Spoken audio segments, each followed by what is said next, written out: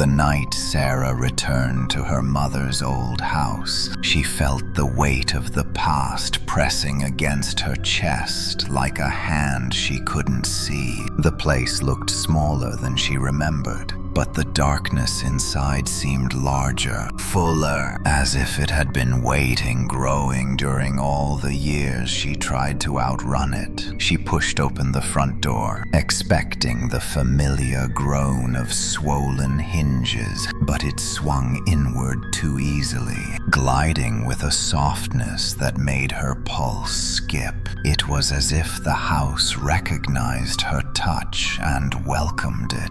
Dust swirled through the narrow beam of her flashlight, forming ghost-like ribbons that drifted toward the stairs. The scent of old wood, mildew, and something metallic hung thick in the stale air. Sarah stood still in the entryway, listening to the quiet, the heavy kind that didn't feel empty, but crowded with memories she wanted to forget, and things she wasn't sure were memories at all. She had come back only to pack, sell, leave forever. That was the plan. But the moment she stepped inside, the silence seemed to shift, like something deeper stirred awake. Then she heard it, a faint scraping, soft, deliberate, coming from above her, from the attic. Sarah's breath caught. Her mother's voice echoed from years ago, sharp and trembling. Never go into the attic, no matter what you hear, no matter who calls your name. For a moment she thought she was imagining the sound, but then it came again, longer this time,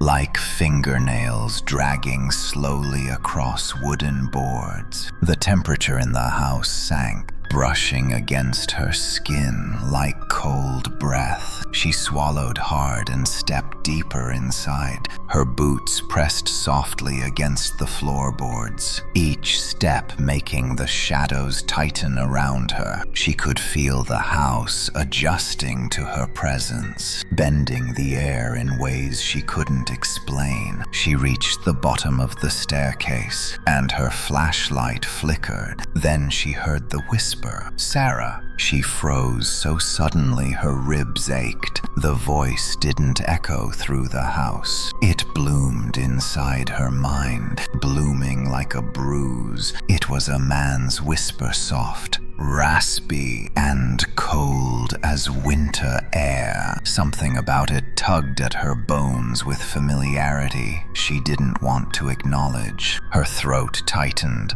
"No," she whispered through clenched teeth. "You're not real." But the voice came again. "Sarah, come upstairs." The words slithered down the staircase like fog. She stumbled back, her hand gripping the banister for support. The wood was freezing, unnaturally so, as if the cold had seeped straight from the attic door above. She aimed her flashlight up the stairs. The beam barely lifted the darkness. It felt thick, heavy, absorbing the light instead of reflecting it. She saw only the bottom edge of the attic door, slightly ajar. Her pulse hammered in her ears. She had never once seen that door open. As a child, she had avoided even looking at it, even when she heard footsteps above her bed at night, or soft knocking from the ceiling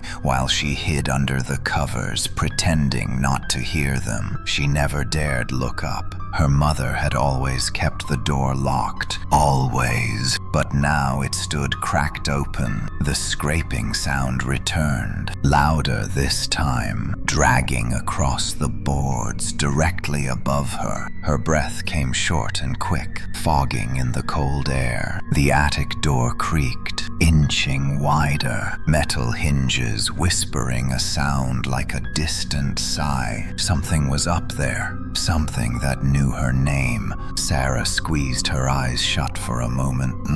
steadying herself. She had spent years trying to bury the truth, the things she heard, the things she felt in this house. The day her father never came back down from the attic. The police had said heart attack. Her mother had said nothing. But Sarah remembered the sound the attic made that day, like something heavy moving on its own. She took one shaky step up. The board groaned beneath her heel. The whisper came again, closer now, crawling along the walls like a living thing. "Sarah, I've been waiting." "Stop!"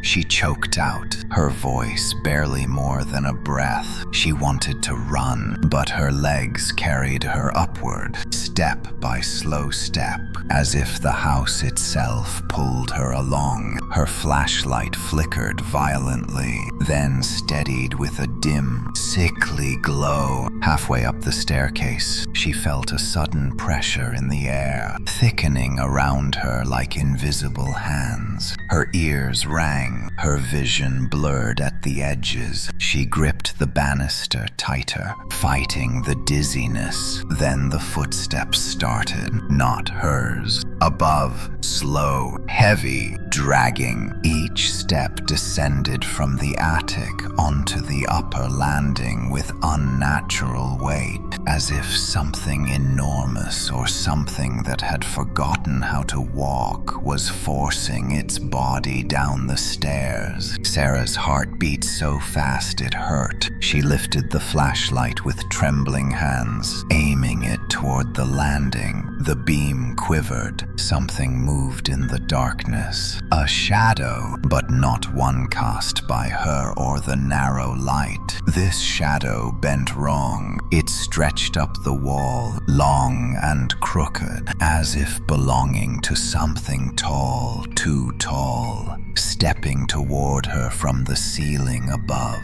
her knees almost buckled. The house seemed to breathe around her, its walls tightening, its floor tilting, its silence vibrating like a warning. Then the voice spoke again, and this time it was no whisper. It rolled down the stairs like a cold wind. "You left me in the dark, Sarah." Her blood ran cold. The voice sounded impossibly familiar, not from her childhood, not from nightmares, from the day her father died. Her vision blurred, spotting with cold fear. She felt 8 years old again, standing in this same stairwell, listening to the attic creak under a weight no one would talk about. She remembered her mother pulling her away, trembling, whispering that they had to leave before it reached the door. And now it had reached her. The shadow on the landing elongated slowly, inch by inch, until the outline of a foot bare, pale, motionless, slid into view. Sarah stumbled back a step,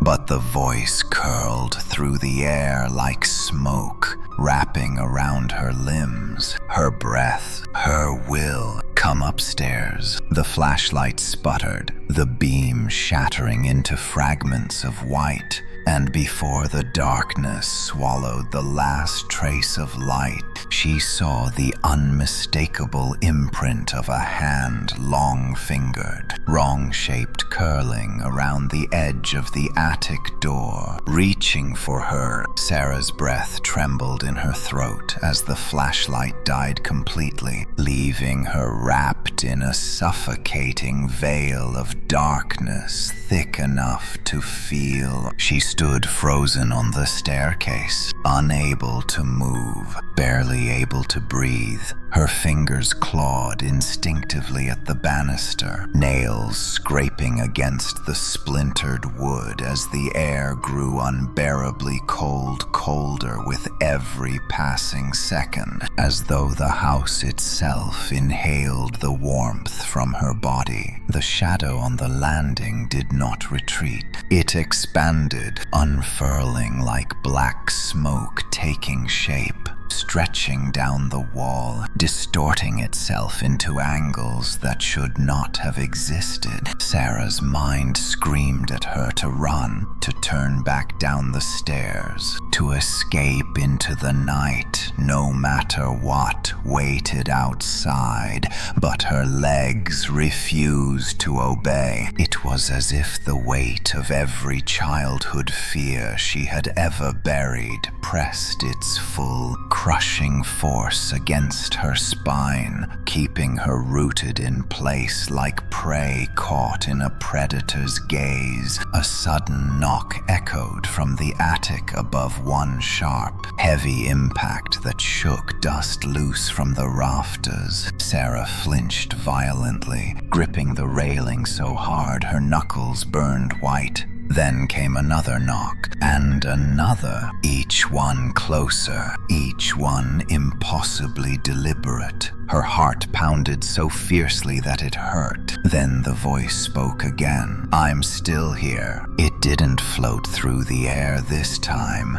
It came from directly in front of her, from the shadow on the landing. Deeper, louder, a rumbling vibration that shivered through the floorboards beneath her feet. Sarah's breath hitched painfully, a tight gasp torn from her lungs. "No, you're not," she whispered, her voice cracking. "You can't be. You're not real." A low, almost mocking exhale drifted down the stairs. "You left me in the dark, Sarah, but I did not forget." She felt her pulse stop for a beat. The house trembled faintly, as though reacting to the presence in the attic, as though recoiling from it. Sarah took one step down finally, mercifully, just as something shifted on the landing. A pale hand reached through the darkness. This time she saw it clearly. Long fingers, joints too sharp, skin stretched thin like worn parchment.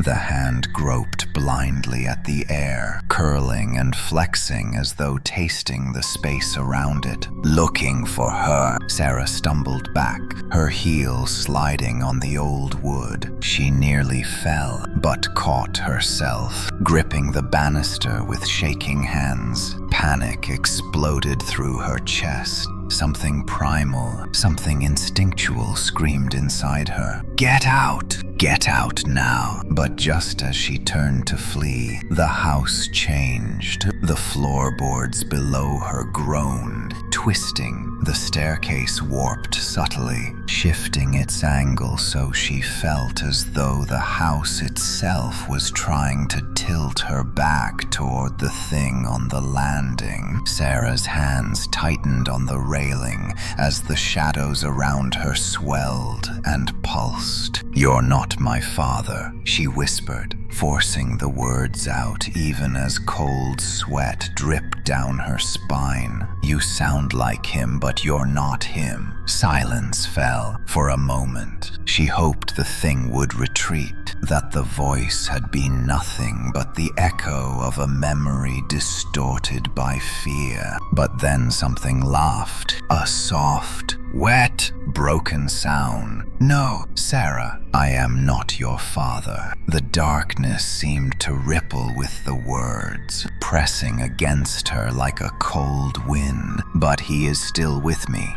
Her breath shattered in her throat. Images flashed behind her eyes, her father's boots on the attic steps, the slam of the attic door, her mother's trembling voice telling her to never go upstairs, never listen to the calls, never open the door no matter who spoke from behind it. Sarah blinked, her vision blurring with terror. She felt 8 years old again, helpless and small. "No," she whispered. "Stop! Stop lying to me." The shadow stepped forward, and the floor creaked under its weight. Sarah screamed. The sound tore from her chest, raw and uncontained, as she turned and sprinted down the stairs. Her feet pounded against the wood, the air slicing past her like knives. She could hear the thing following, not quickly, not rushing, but descending each step with heavy, deliberate movements that made the walls tremble, as if it knew she could not outrun it. She reached the bottom of the staircase, nearly stumbling as she grabbed the wall and swung herself toward the living room. But the shadows there were different now, thicker, darker, swirling like ink stirred in water. The lights from the street didn't penetrate the windows. The whole house pulsed faintly, like a living organism waking after a long sleep. The whisper trailed after her. "Sarah, where are you going?" She didn't answer, didn't look back. She ran toward the front door, slamming her shoulder into it. Pain exploded across her arm, but the door didn't budge. The lock clicked on its own, turning as though gripped by invisible fingers. She gasped and yanked at the handle. It refused to move. The air behind her grew colder, heavier. She felt it descending the stairs, felt its presence spreading through the house like mold, saturating the walls, the ceiling, the floor. Then came the voice again, closer than ever. "You came back to me." Sarah spun, pressing herself against the door. Her chest heaved violently. She searched frantically for anything that could protect her. But the hallway was empty. The shadows began to move, gathering at the edges of the stairs like a thick, crawling tide. The figure reached the bottom step. It didn't fully emerge. The darkness clung to it like a cocoon, hiding its face, its body, but the outline was unmistakable, tall, towering, shoulders hunched unnaturally, limbs too long, head tilted with a jerking motion that suggested something broken within. And the hand, oh God, the hand hung inches above the floor, fingers dragging, bending at angles no human hand should ever move. Sarah choked on her breath. Fear paralyzed her. The thing stepped forward. The shadows parted slightly, revealing something white and glistening behind the darkness teeth. Not smiling, not snarling, just exposed, as if the skin around its mouth had rotted away. Sarah cried out and threw her body sideways, sprinting into the kitchen. The floor groaned under her as cupboards rattled violently. A gust of cold air burst through the room, extinguishing the last glow from the moonlit windows. The darkness swallowed everything. She grabbed a knife blindly from the counter, clutching it so tight her hand ached. She turned, ready to defend herself, ready to fight even though she knew deep down it would not matter. The voice spoke from the doorway. "You shouldn't have left me alone." The silhouette filled the kitchen entrance, tall, crawling with shadows that flexed and writhed as though alive. Sarah stumbled back until she hit the far wall, gripping the knife like her life depended on it. Maybe it did. "You're not him," she whispered through trembling lips. "You're not my father." The thing leaned forward. Its neck cracked loudly, snapping to the side as though trying to mimic a human gesture. "No, but he is still here, and he remembers you." Sarah's heartbeat became a frantic,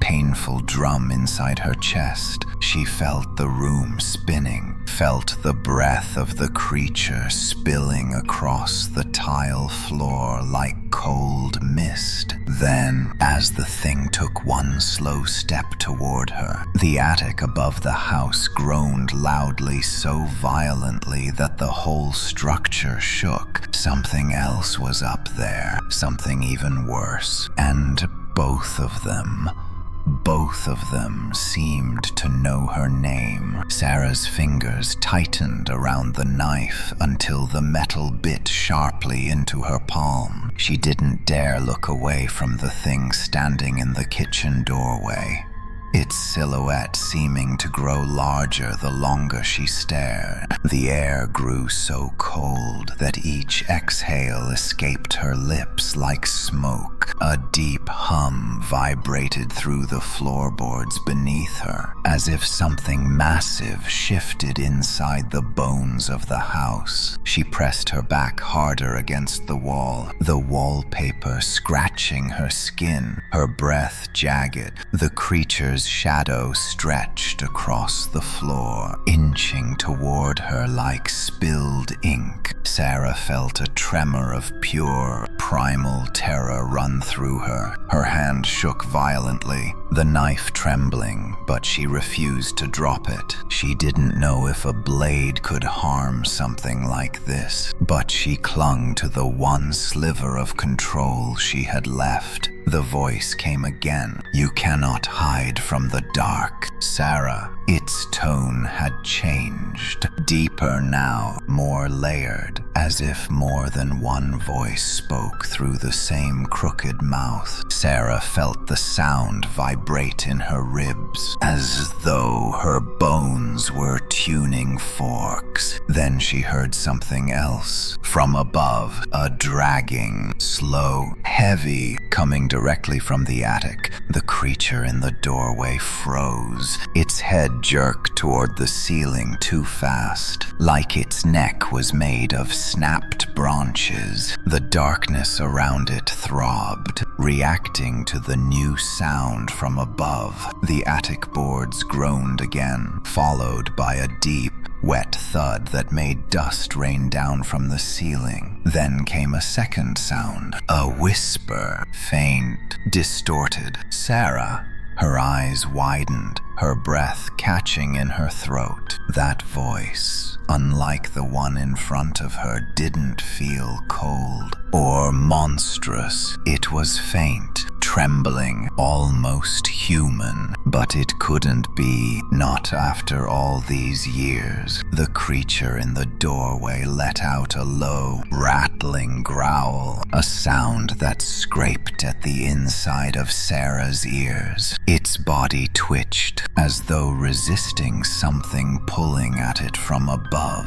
The shadows clinging to it stretched thin, quivering like torn cloth caught in the wind. Sarah realized something she hadn't dared consider. There wasn't just one presence in the house. There were two, and the one in the attic, whatever it was, held power over the creature now standing in the kitchen doorway. The hum grew louder, vibrating through the cabinets, rattling dishes, making the lights flicker, even though they had been dead for minutes. The creature reached out, a long, distorted arm as if to steady itself, pressing its hand against the doorframe. The wood hissed as if burned. Sarah didn't wait. She bolted to the left, crossing the kitchen in 3 panicked strides. Her shoulder smashed into a counter, but she didn't slow. She lunged toward the back hallway, her boots slipping on cold tile. Behind her, the creature let out a distorted snarl,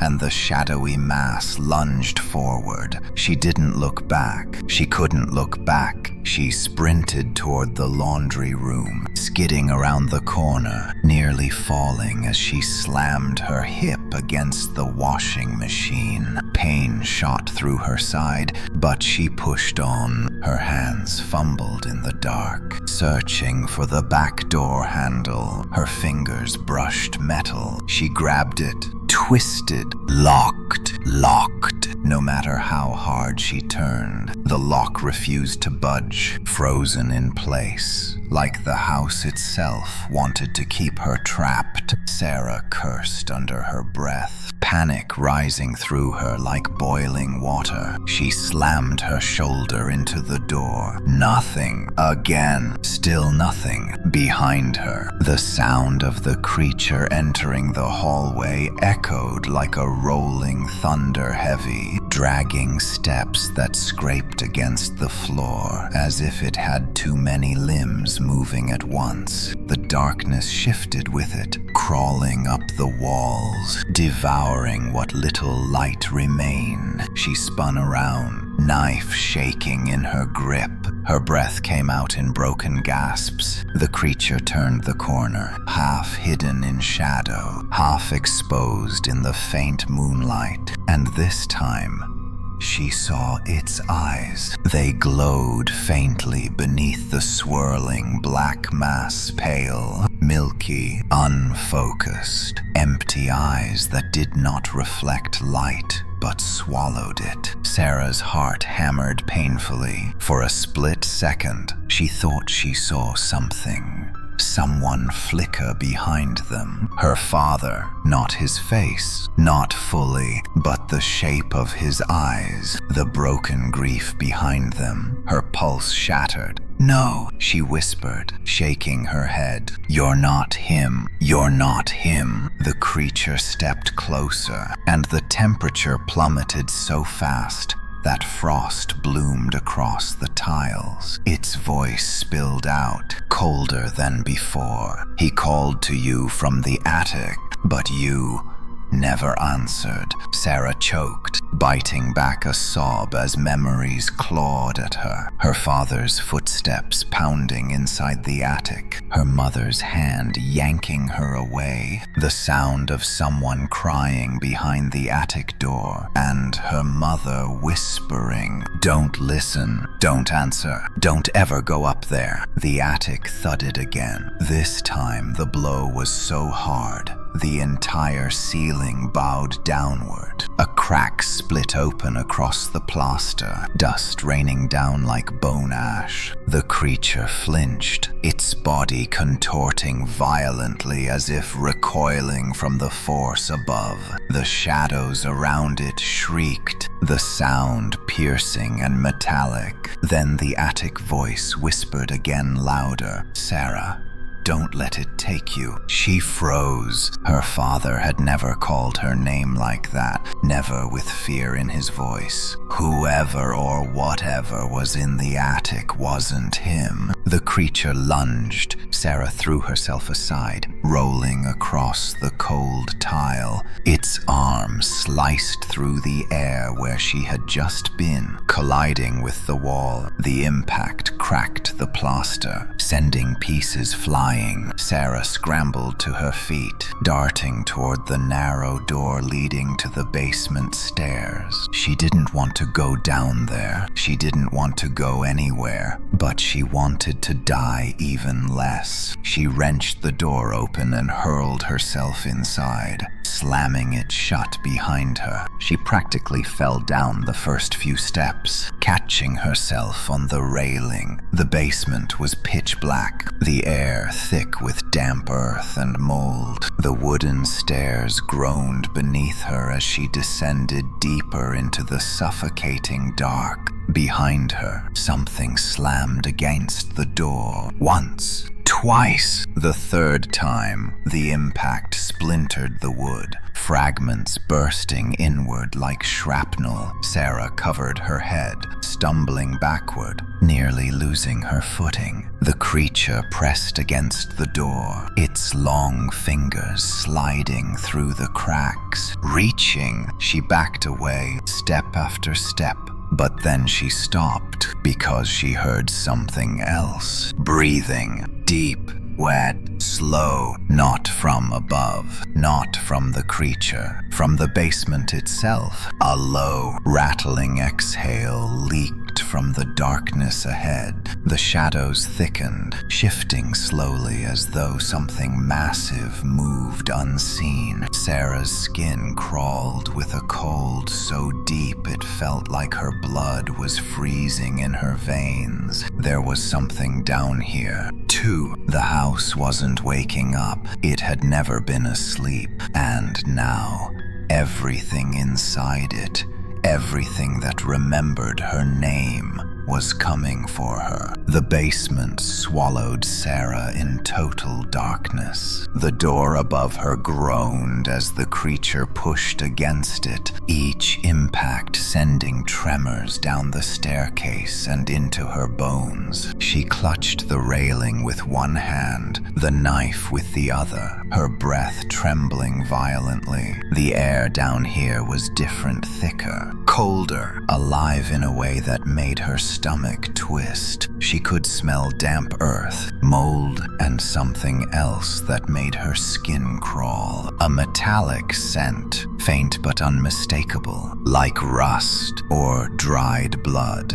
The breathing continued in the dark ahead of her, slow, wet, uneven, as if something enormous struggled to inhale through lungs filled with fluid. Sarah's legs stiffened. She forced herself to listen, though every instinct screamed at her not to. The creature upstairs was terrifying, but whatever waited in the basement felt older, deeper, like the foundation of the house itself had grown a heartbeat that now pulsed through the soil. The splintered door cracked again above her. A long, jagged fissure split its center. Sarah descended one more step, then another, moving carefully, quietly. Her boots creaked softly on the aging wood, each sound amplified by the suffocating stillness. The breathing grew louder the deeper she went, so loud that her chest tightened with each inhale of the unseen thing. She whispered to herself, a tiny, fractured sound. Please, please don't let it be real. She wasn't sure whom she was pleading with. Herself, her father, something higher, something darker. The house, she didn't know anymore. Then, halfway down the steps, the basement light bulb flickered on, not steadily, but in a violent burst of pale light that bled across the room in stuttering frames, like someone flipping a switch over and over. The basement appeared before her in flashes. Flash, the concrete floor layered with dust thick as snow. Flash, rotted shelves collapsed under old tools. Flash, a long trail of deep scratches across the floor, leading into the dark corner. Flash, a shape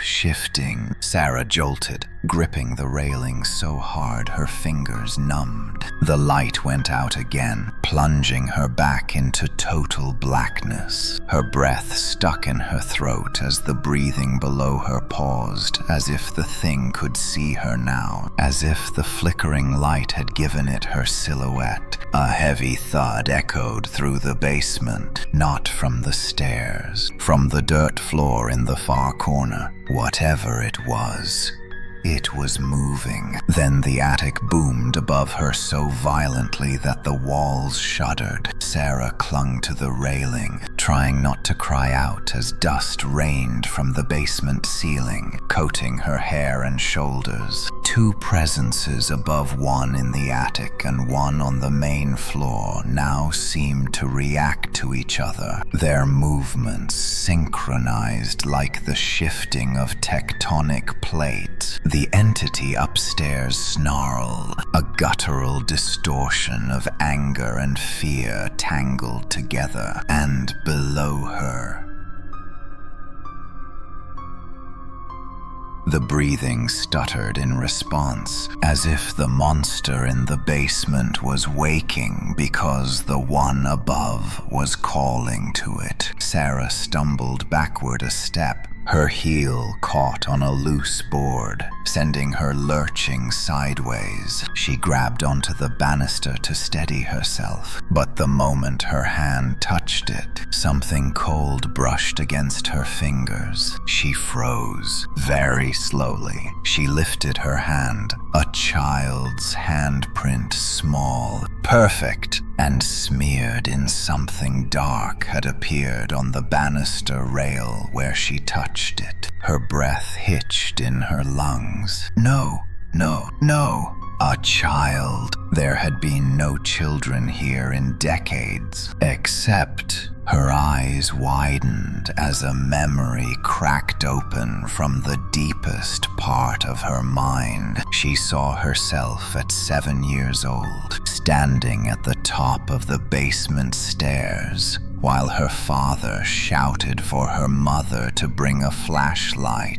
Something had gone missing that night, something he had sworn he saw moving behind the furnace. Sarah hadn't understood his fear then, but she remembered the terror in his voice, and she remembered what happened the next morning. Her father refused to go into the basement ever again. Sarah swallowed hard, forcing her shaking legs to move. She reached the bottom step and landed on the cold concrete. The breathing was louder here, so loud it seemed to swirl around her like cold fog wrapping around her ankles. She whispered, barely audible, "Who's there?" The breathing stopped. Silence collapsed the basement like a vacuum. Sarah dared a single step toward the center of the room. Shadows shifted as if recoiling from her lightless presence. The metallic scent grew stronger. Her throat tightened. Then, at the far end of the basement, something scraped across the floor. A slow drag. Something large being pulled. Sarah lifted the knife higher, though her hand trembled so violently she could hardly keep the blade steady. She wanted to step back,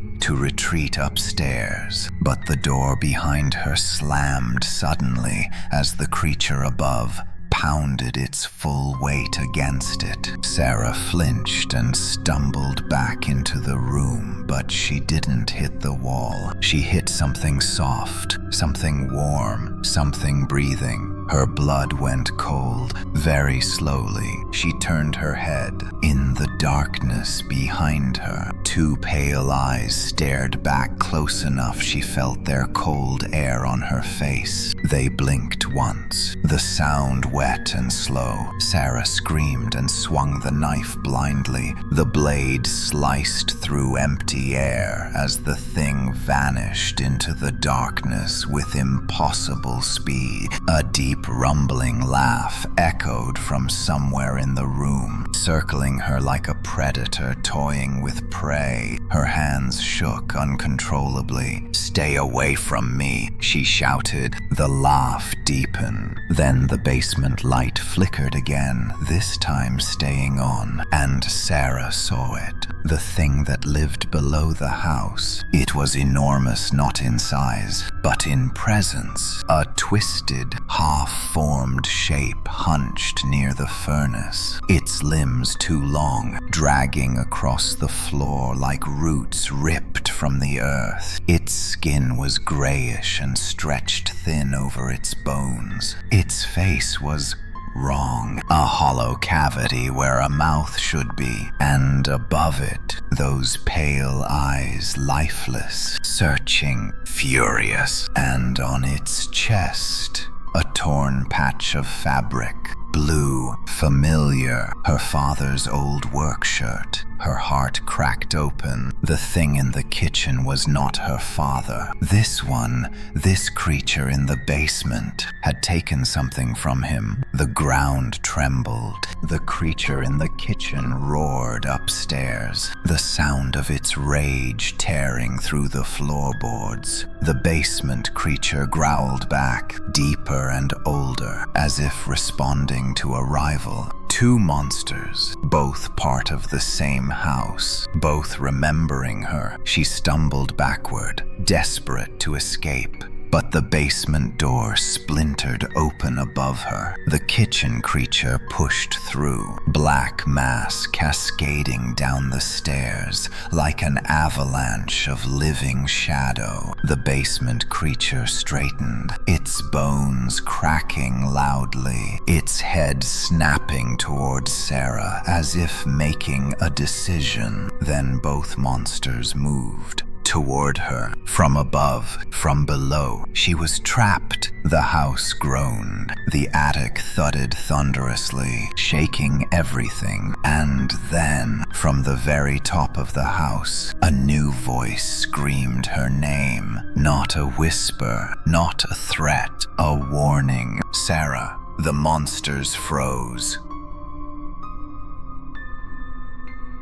For the first time, they hesitated. Something worse was coming. The scream tore through the house with a force that shattered the silence and froze both creatures where they stood. It wasn't human, not entirely, but it carried a tone Sarah recognized deep in her bones. A tone so piercingly familiar, it made her chest tighten with something dangerously close to hope. It wasn't the cold whisper from the attic she had heard before. It wasn't the monstrous imitation of her father's voice. It was something raw, urgent, desperate to reach her. Sarah. The cry echoed again from the attic, shaking the walls as if the house itself flinched from the sound. Dust poured down from the ceiling in thick streams. Wooden beams groaned, vibrating under the weight of something moving above. Sarah pressed herself against the cold basement wall, clutching the knife so tightly the handles cut into her skin. Her heart hammered against her ribs,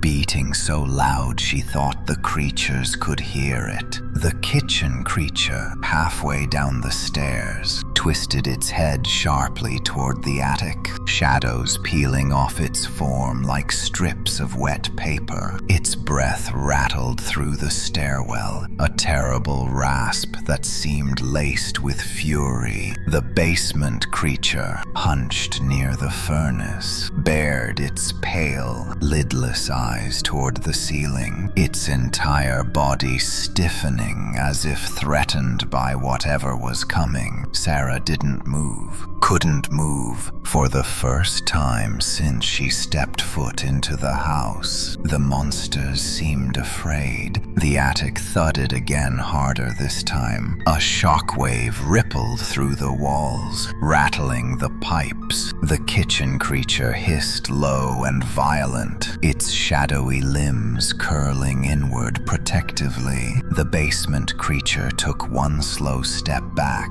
its massive body scraping against the concrete, claws dragging deep grooves across the floor. Then the voice came a third time. Get away from them. Them, not it.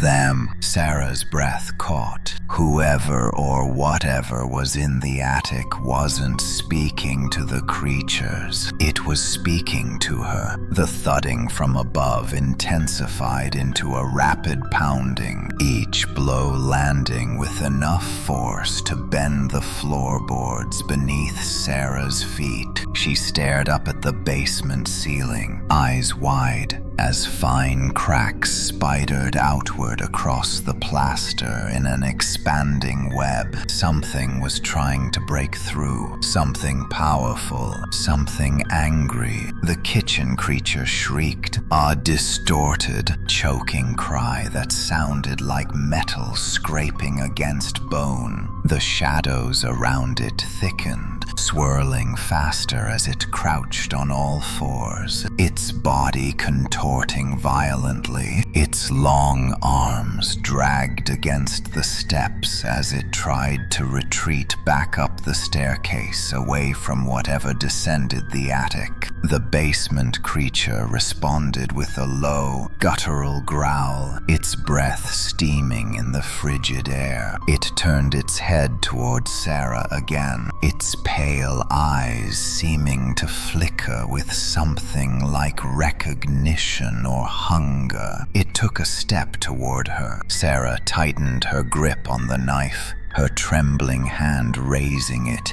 in a feeble defensive stance. "Stay back," she whispered, though her voice quivered. A deep, rumbling sound rolled from the attic like a monstrous inhale. The air thickened around Sarah, pressing against her chest until she struggled to breathe. The house groaned. The foundation trembled. Every shadow in the basement stretched toward the ceiling, drawn upward by an unseen pull. Then the attic floor cracked open. The explosion of splintering wood sent shards raining down the stairwell. A jagged section of the ceiling caved inward with a violent snap. A massive, unseen force ripped through the space above the staircase, scattering shadows and dust in a tidal wave of cold air. For a split second, Sarah saw movement.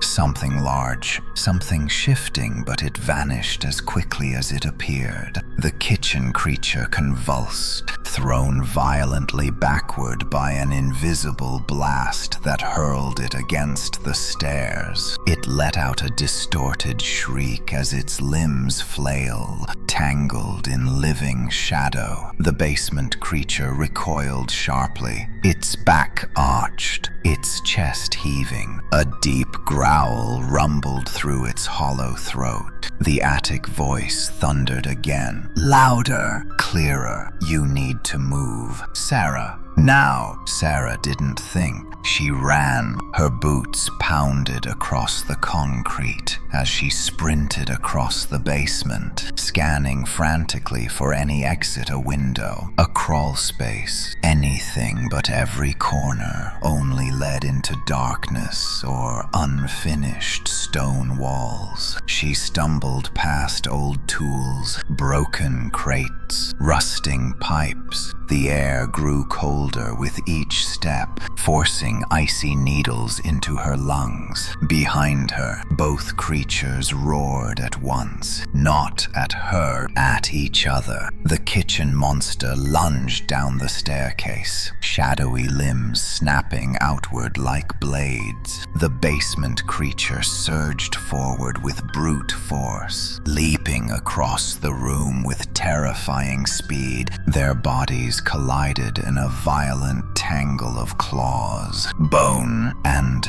darkness. Sarah threw herself behind a cement pillar as the two monsters tore into each other, slamming against the walls hard enough to shake the entire house. Dust rained down with every impact. Pipes rattled overhead. The furnace groaned under the force of the battle. She crouched low, covering her ears as their shrieks filled the basement. Wet, tearing sounds, thudding limbs, clawed hands scraping against bone. The basement lights flickered wildly, casting stuttering frames of their monstrous bodies ripping at each other. One moment she saw the kitchen creature's elongated limbs slicing through air like living blades. The next, she saw the hulking basement creature slamming its massive bulk into its rival, crushing tiles beneath its weight. She forced herself to breathe,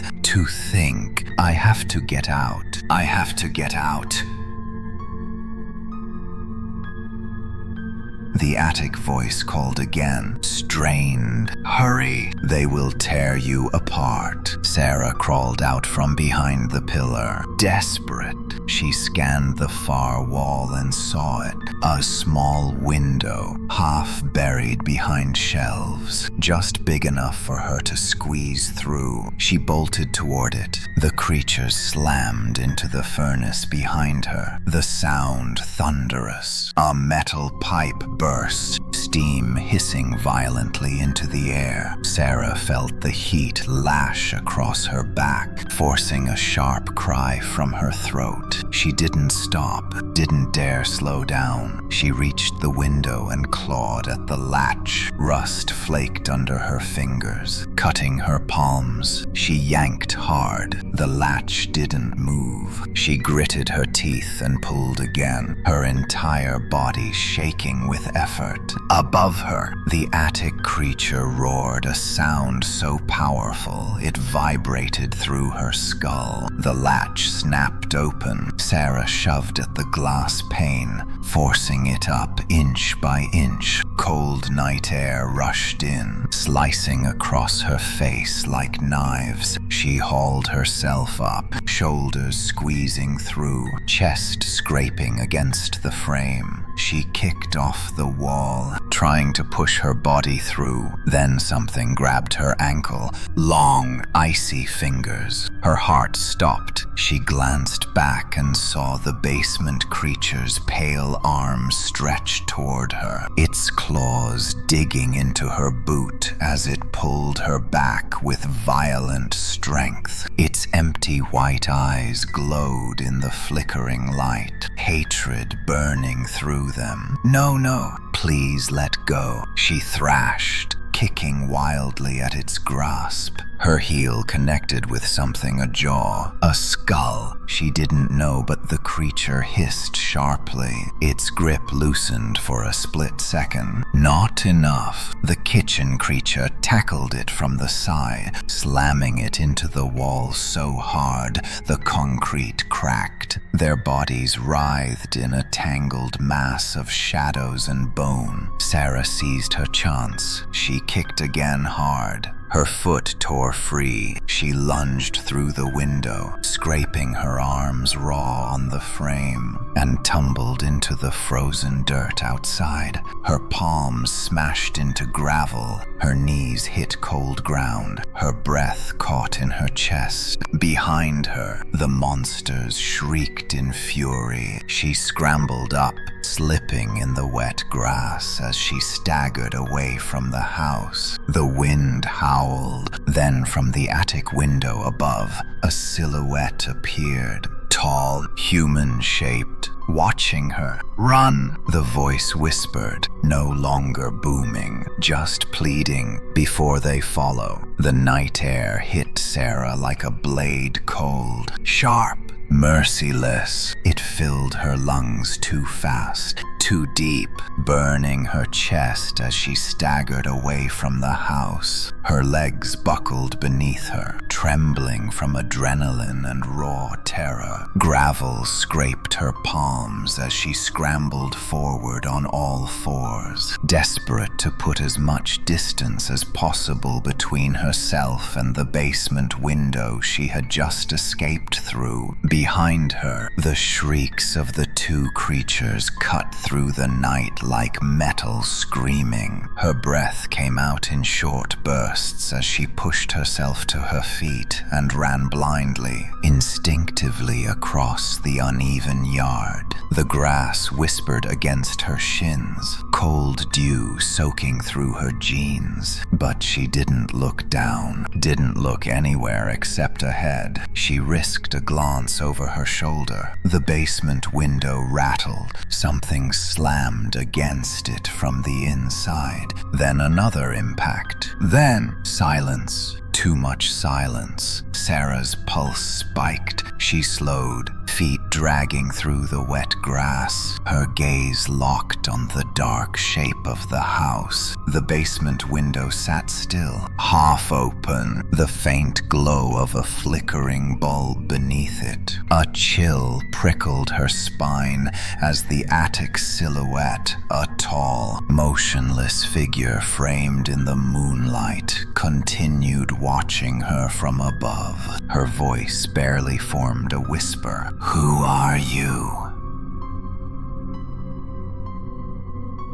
The figure didn't respond. Its stillness was unnatural, almost statue-like, yet she felt its attention pressing down on her like a physical weight. The wind shifted, carrying the scent of old wood, cold stone, and something rotten. Sarah wrapped her arms around herself. Trembling, a sound rustled through the grass behind her. Not wind, footsteps, slow, deliberate. Her breath froze halfway in her throat. She turned slowly, her heart slamming against her ribs. Nothing, just the tall grasses moving gently in the breeze. The old fence, a line of skeletal trees stretching into a dark field. She exhaled shakily and took a step backward, then another, then crunch, a soft footfall behind her. Closer, Sarah spun, knife raised, the blade trembling violently. Her eyes searched the darkness.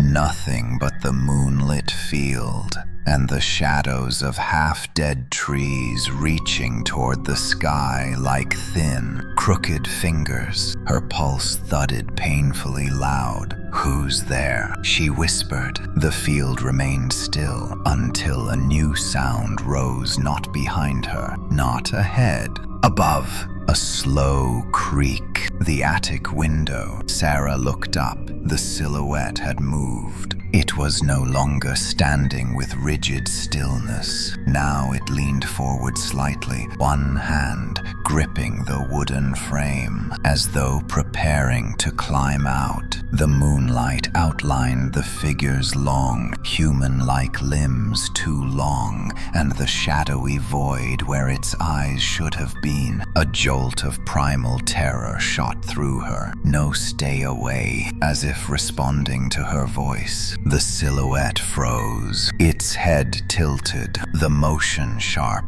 bird-like.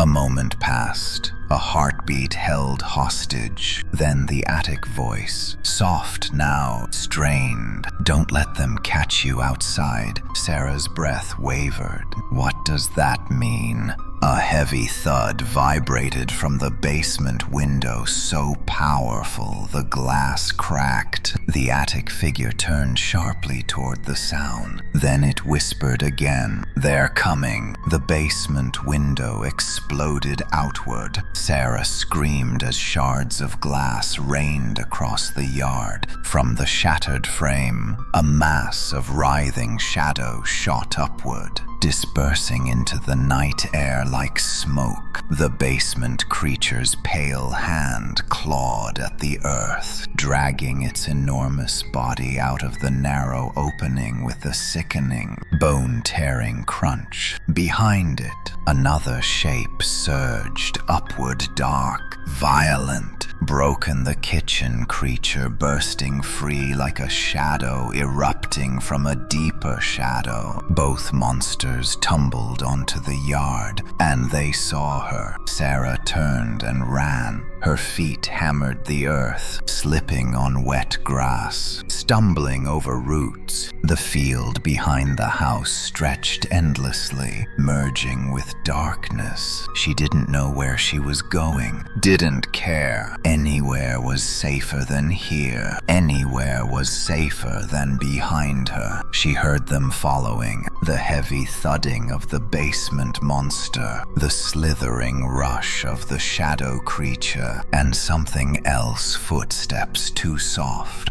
too rhythmic, pacing her speed. She didn't dare look back. She sprinted past the fence, vaulting over it with a desperate leap that tore her jeans on the nails. She hit the ground hard, rolling through dirt and debris. Pain flared along her shoulder, but she pushed herself up, gasping. The wind carried voices, not human, not one voice. Many, dozens, maybe more, whispering, hissing, calling, "Sarah, come back. Stay." The field ahead swayed unnaturally, the tall grass shifting in waves that did not match the wind. Shadows moved through it, shapes that slithered and crawled low to the ground, their movements jerky and rapid. She realized with sudden horror, the house hadn't just awakened the things inside it, it had awakened the things outside. Too. She forced her legs to move, barely able to breathe. The moon dipped behind a passing cloud, plunging the field into near darkness. Her boots sank into soft earth as she ran, every step feeling slower than the last. Then the attic voice rose again, louder, desperate. "Left, Sarah. Now!" She obeyed instantly, throwing herself left,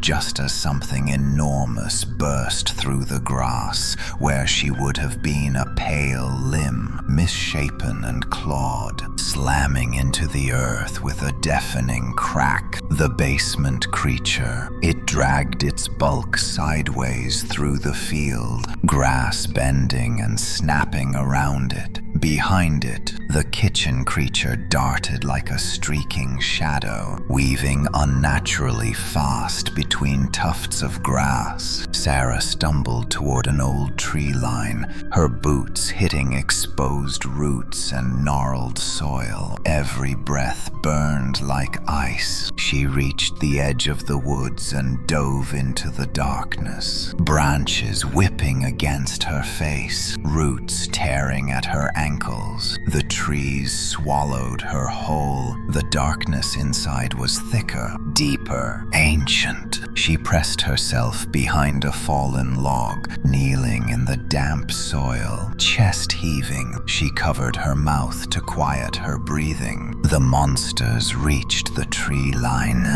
Seconds later, the ground vibrated under their weight. The basement creature stopped at the edge of the woods, its pale, hollow eyes scanning the darkness, head tilting as it sniffed the air. The kitchen creature circled it, restless, its shadowy mass flickering like a flame in wind. For a long, unbearable moment, Sarah thought they had found her. Then a branch snapped deeper in the woods. Both monsters turned sharply and surged into the trees, not toward her, toward something else, something retreating, something luring them away. The attic voice, her pulse hammered in her ears as the sound of the creatures faded deeper into the woods. She crouched behind the log, barely holding herself together, cold soil biting into her skin. The night fell silent again, and then a whisper behind her ear, not from the house, not from the woods, from right next to her. "Run to the road, Sarah." She spun around, heart leaping into her throat. No one was there, but the ground beneath her hands pulsed once cold. Gentle, a warning. Sarah swallowed hard. Then she crawled out from behind the log, forcing her shaking legs to carry her through the woods toward the distant road. She could barely see through the trees, but as she stepped into the open, a tall, human-shaped shadow peeled itself away from a tree trunk and stood in her path. It wasn't the kitchen monster. It wasn't the basement creature. It wasn't the thing in the attic. This one was different. Still, silent, watching, and somehow older. It lifted a hand slowly, pointing not at her. Behind her, a branch cracked. The creatures were coming back, and the silent one stepped closer. For a moment, Sarah forgot how to breathe. The shadow standing in her path did not move, did not sway with the wind like a normal silhouette. It simply stood anchored to the ground, tall and impossibly still, its form more solid than darkness should ever be. Moonlight carved a faint outline around it, revealing long limbs, arms, a narrow torso, and a head tilted in an almost curious angle, as though studying her. But where a face should have been, there was nothing but shifting blackness and emptiness that seemed to swallow the light. Sarah stumbled a step backward. No, stay away from me.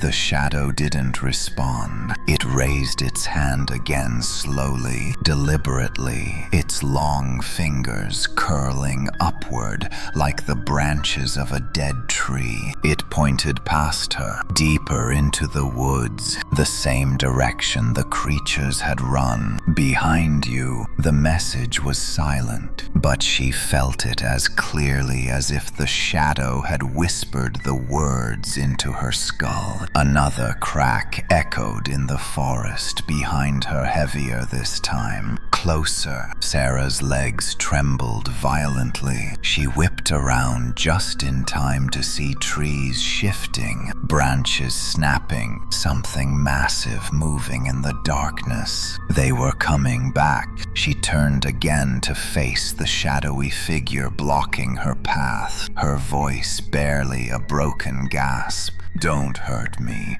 please." Still, the figure said nothing. Instead, it stepped forward, one long, slow stride. Sarah stumbled backward, shaking so hard her teeth clicked together. She lifted the knife with trembling hands, though the blade felt absurdly small, pathetic against something like this. Her breath came out in short, panicked bursts. The figure stopped just a few feet in front of her. Then, slowly, its head turned not toward her, but toward the darkness behind her, toward the approaching monsters, almost like it was protecting her. Sarah swallowed hard, throat burning. "Who are you?" No answer. Not a whisper, not a breath. But the wind shifted suddenly, swirling past her like an icy current. It brushed against her ear, carrying words she didn't want to hear. Not him, not them, something older. Sarah almost screamed. The voice was close, too close.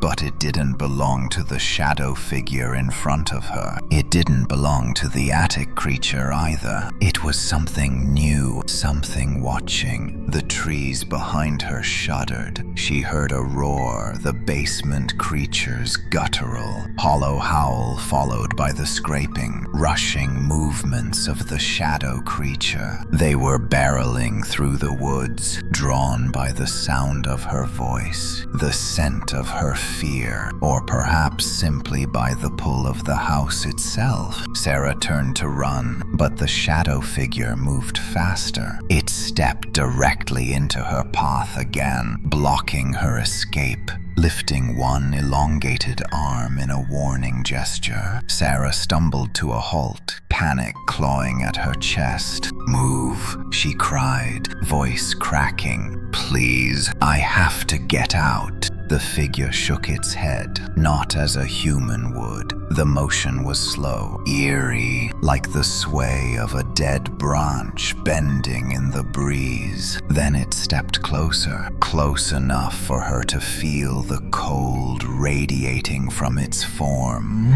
cold that seeped into her skin, her bones, her breath. She shivered violently, tears burning the corners of her eyes. "I don't understand," she whispered. "What do you want from me?" The shadow did not answer. Instead, it raised its hand and touched her forehead with one long, weightless finger. A shock of freezing air burst across her skull. Her vision fractured. For a split second, she saw a door, not the attic door. Another one, older, heavier, sealed shut with rusted nails and thick wooden beams. Something behind it, something that whispered her name long before she was born. A child crying, a man screaming, her mother's voice begging someone not to open it. Then, a flash of white eyes watching her through a crack. Sarah gasped and stumbled backward, nearly falling as her vision snapped back to the dark forest. She clutched the knife to her chest, heart hammering wildly. "What was that?" she whispered, choking. "What did you show me?" The shadow lowered its hand. It didn't answer, but it stepped aside just a few inches, enough to let her pass. Sarah hesitated. The creature's presence felt wrong, unnatural, but not malicious, not like the others. It was cold, ancient, silent,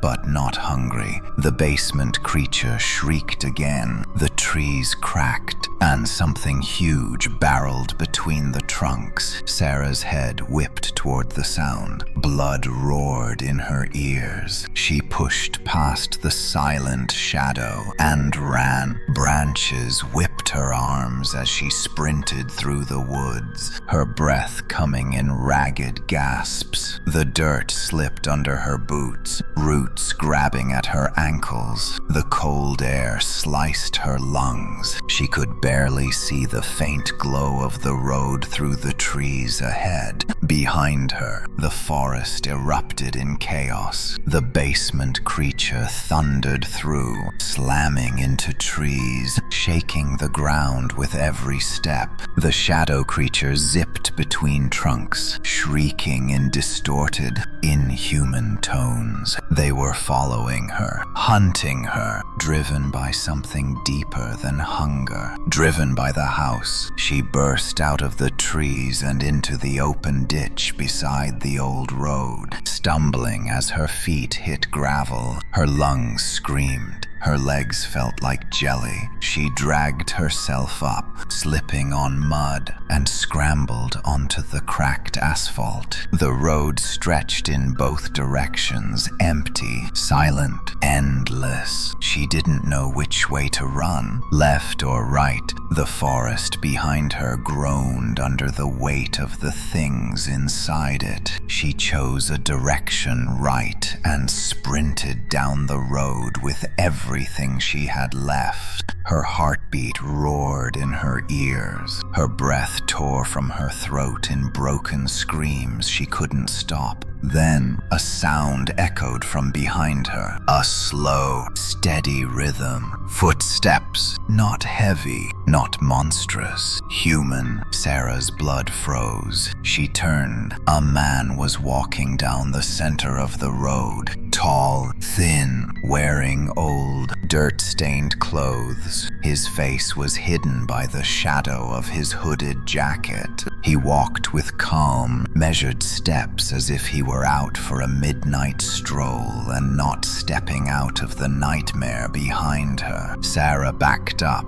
breath trembling. "Stay away, please." "I can't." The man lifted his head. Moonlight revealed his face. Sarah's heart dropped. She knew that face.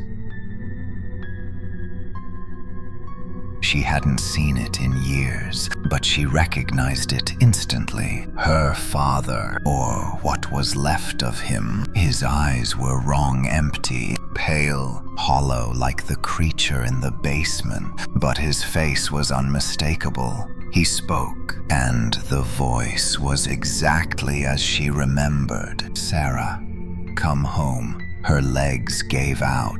"No," she whispered. "No, you're dead. You're dead." He stepped closer. Behind him, the trees exploded outward as the two monsters burst onto the road. Sarah screamed. Her father didn't flinch. He didn't run. He didn't even turn. He simply lifted one hand toward her, and the attic voice roared across the sky. "Sarah, don't let him touch you." Her father's hand lowered. His head snapped sharply, and he started running straight at her. Sarah's scream ripped through the night, before she even realized she was making a sound. Her father, or the thing wearing his face, charged toward her with unnatural speed, his feet pounding the cracked asphalt in a perfect, steady rhythm that did not match the frantic desperation of a living man. His body moved with a terrible precision, every step identical to the last, as if his limbs were following an invisible pattern rather than reacting to the world around him. Her breath caught painfully in her throat. "Dad."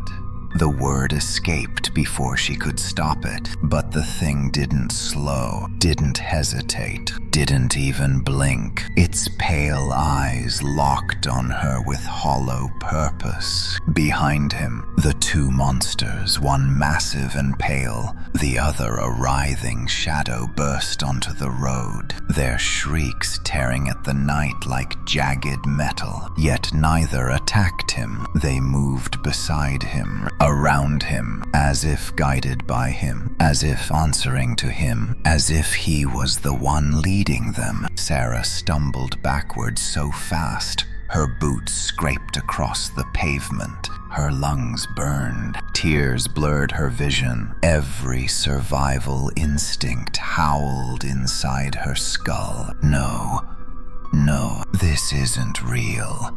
You're dead.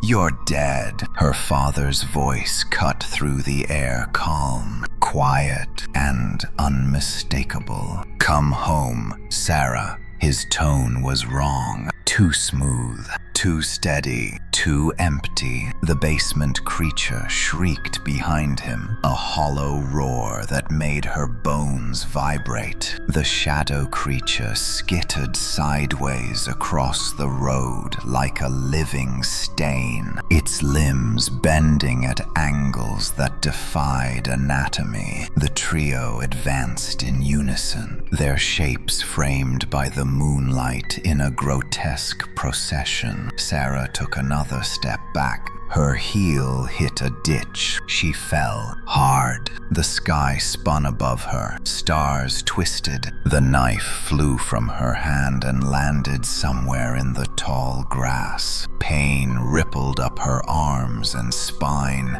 Breath knocked out of her lungs. Before she could scramble to her feet, her father's shadow fell over her. He stood only a few feet away now, close enough for her to see the unnatural stillness in his chest, the way his clothes hung too loosely, the faint scent of cold soil that seemed baked into his skin. He tilted his head, a perfect mirror of the shadow figure from the woods. "Get up," he said softly. "Let's go home." Sarah's voice cracked. "You're not him." The thing paused. Then it smiled. A slow, deliberate, unnatural smile that spread too wide across its face. "Sarah, I've missed you." She felt her stomach twist violently. Her father had never smiled like that. Never! The wind shifted again, cold enough to sting her eyes. The attic voice, distant but urgent, ripped through the night like a crack of thunder. "Run!" Sarah rolled sideways just as her father lunged downward.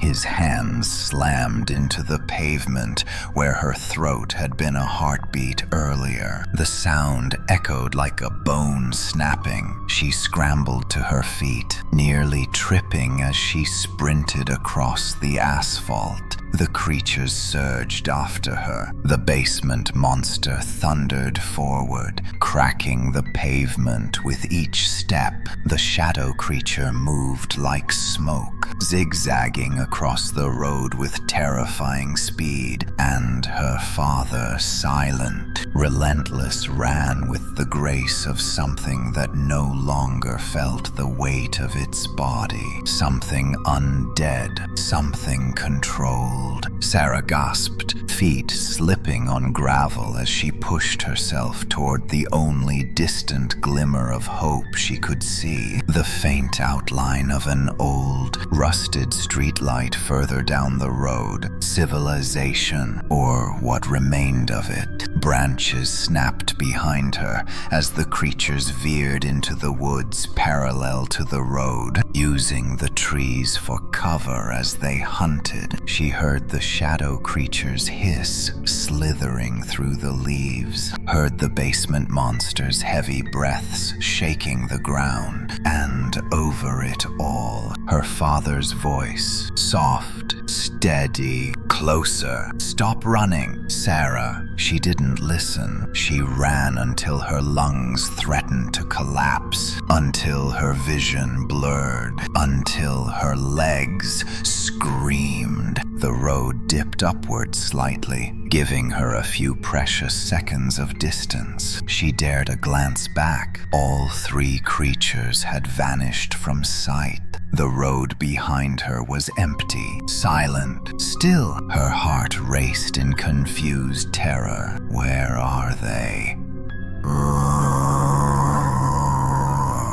A whisper drifted from her left, too close, right in her ear, closer than you think. She spun around. Nothing, just the wind, just the trees, just a hand shot out of the darkness and grabbed her wrist. She screamed, twisting violently, but the grip wasn't cold, wasn't monstrous. It was warm, human. A man yanked her off the road and into the trees, pulling her down behind a fallen trunk. Sarah fought at first, panicked, until she looked up and saw his face in the moonlight. Not a monster, not a shadow, a person, a real, living person. He looked about 50, with unshaven stubble, dirt smeared across his cheeks, and eyes that burned with both fear and something like pity.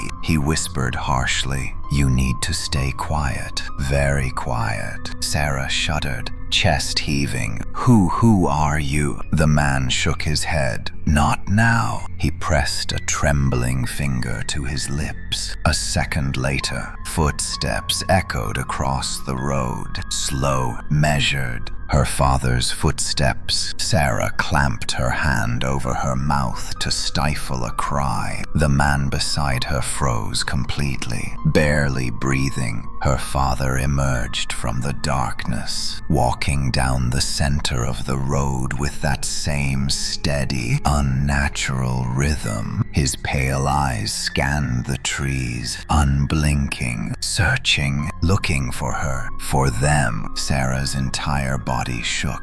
Her father stopped. His head snapped sharply toward their hiding place. Sarah felt her heart stop. The man beside her tightened his grip on her shoulder just barely and whispered so softly she almost didn't hear it. "He can't see us if we don't move." Her father stepped closer. The moonlight revealed more of him, the dried earth on his skin, the torn fabric clinging to his arms, the faint outline of veins that no longer carried blood. He stopped just a few feet from where they hid. Sarah's throat closed. If he took one more step, then something rustled deeper in the woods. The creatures. Her father's head snapped toward the sound. Without hesitation, he sprinted into the trees, moving with unnatural speed toward the noise. The ground shook as the basement monster charged after him. The shadow creature followed, darting between branches. Within seconds, they vanished into the forest. Sarah collapsed forward, sobbing into her hands, shaking uncontrollably. The man grabbed her shoulders firmly. "We need to move," he whispered. Before they doubled back, Sarah lifted her teary gaze to meet his.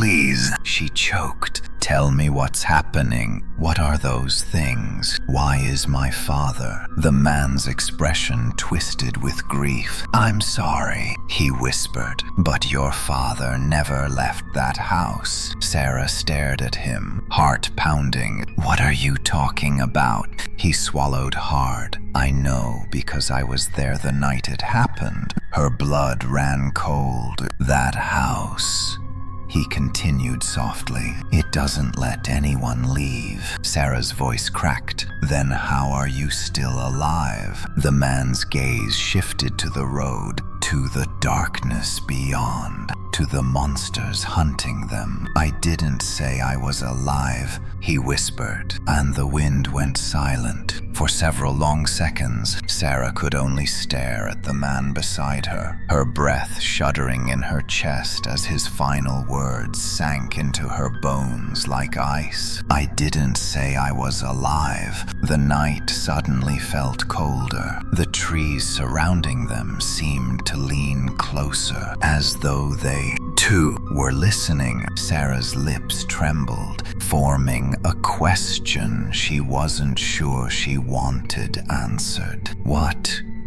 does that mean? The man didn't look at her. His eyes stayed fixed on the dark line of the road where her father had vanished, as if he expected the creatures to burst out of the shadows any second. Moonlight washed over his face, revealing tired lines, haunted eyes, and the kind of grief that didn't fade with time. He finally spoke, voice low and uneven. That house kills everyone who enters it, but some, it doesn't let go. Sarah swallowed hard, her throat tightening. You're saying you're dead. The man let out a faint, bitter laugh. I don't know what I am anymore. He turned his head slowly toward her. And I don't think you want to know what you're becoming if you stay near it. A cold tremor cut through her. What I'm becoming. He nodded, the motion subtle and grim. The house called you. That means it already marked you. Sarah's heartbeat spiked. A ringing sound filled her ears. No, she whispered fiercely. No, I don't belong to that place. I left. I escaped. The man's expression softened with something like pity. You got outside. That's not the same as leaving. His words felt like claws closing around her lungs. Sarah shook her head, refusing to accept it. That doesn't make sense. I'm alive. I'm breathing. I'm here. Your father was too, the man said quietly. Until he wasn't. The breath left her in a choked gasp. She hugged her arms around herself as tears stung her eyes. What happened to him? Her voice broke. Tell me the truth. The man exhaled slowly, as if the memory physically weighed on him. You really want to know? She nodded, unable to speak. The man closed his eyes for a moment, gathering the fragments of a terrible story from some far corner of himself. When he opened them again, they were full of shadows. We lived near the house, your father and I, neighbors, friends. He used to tell me the attic bothered him, that he heard things at night, whispers, footsteps. He paused, sometimes a voice calling his name. Sarah's stomach twisted. One night,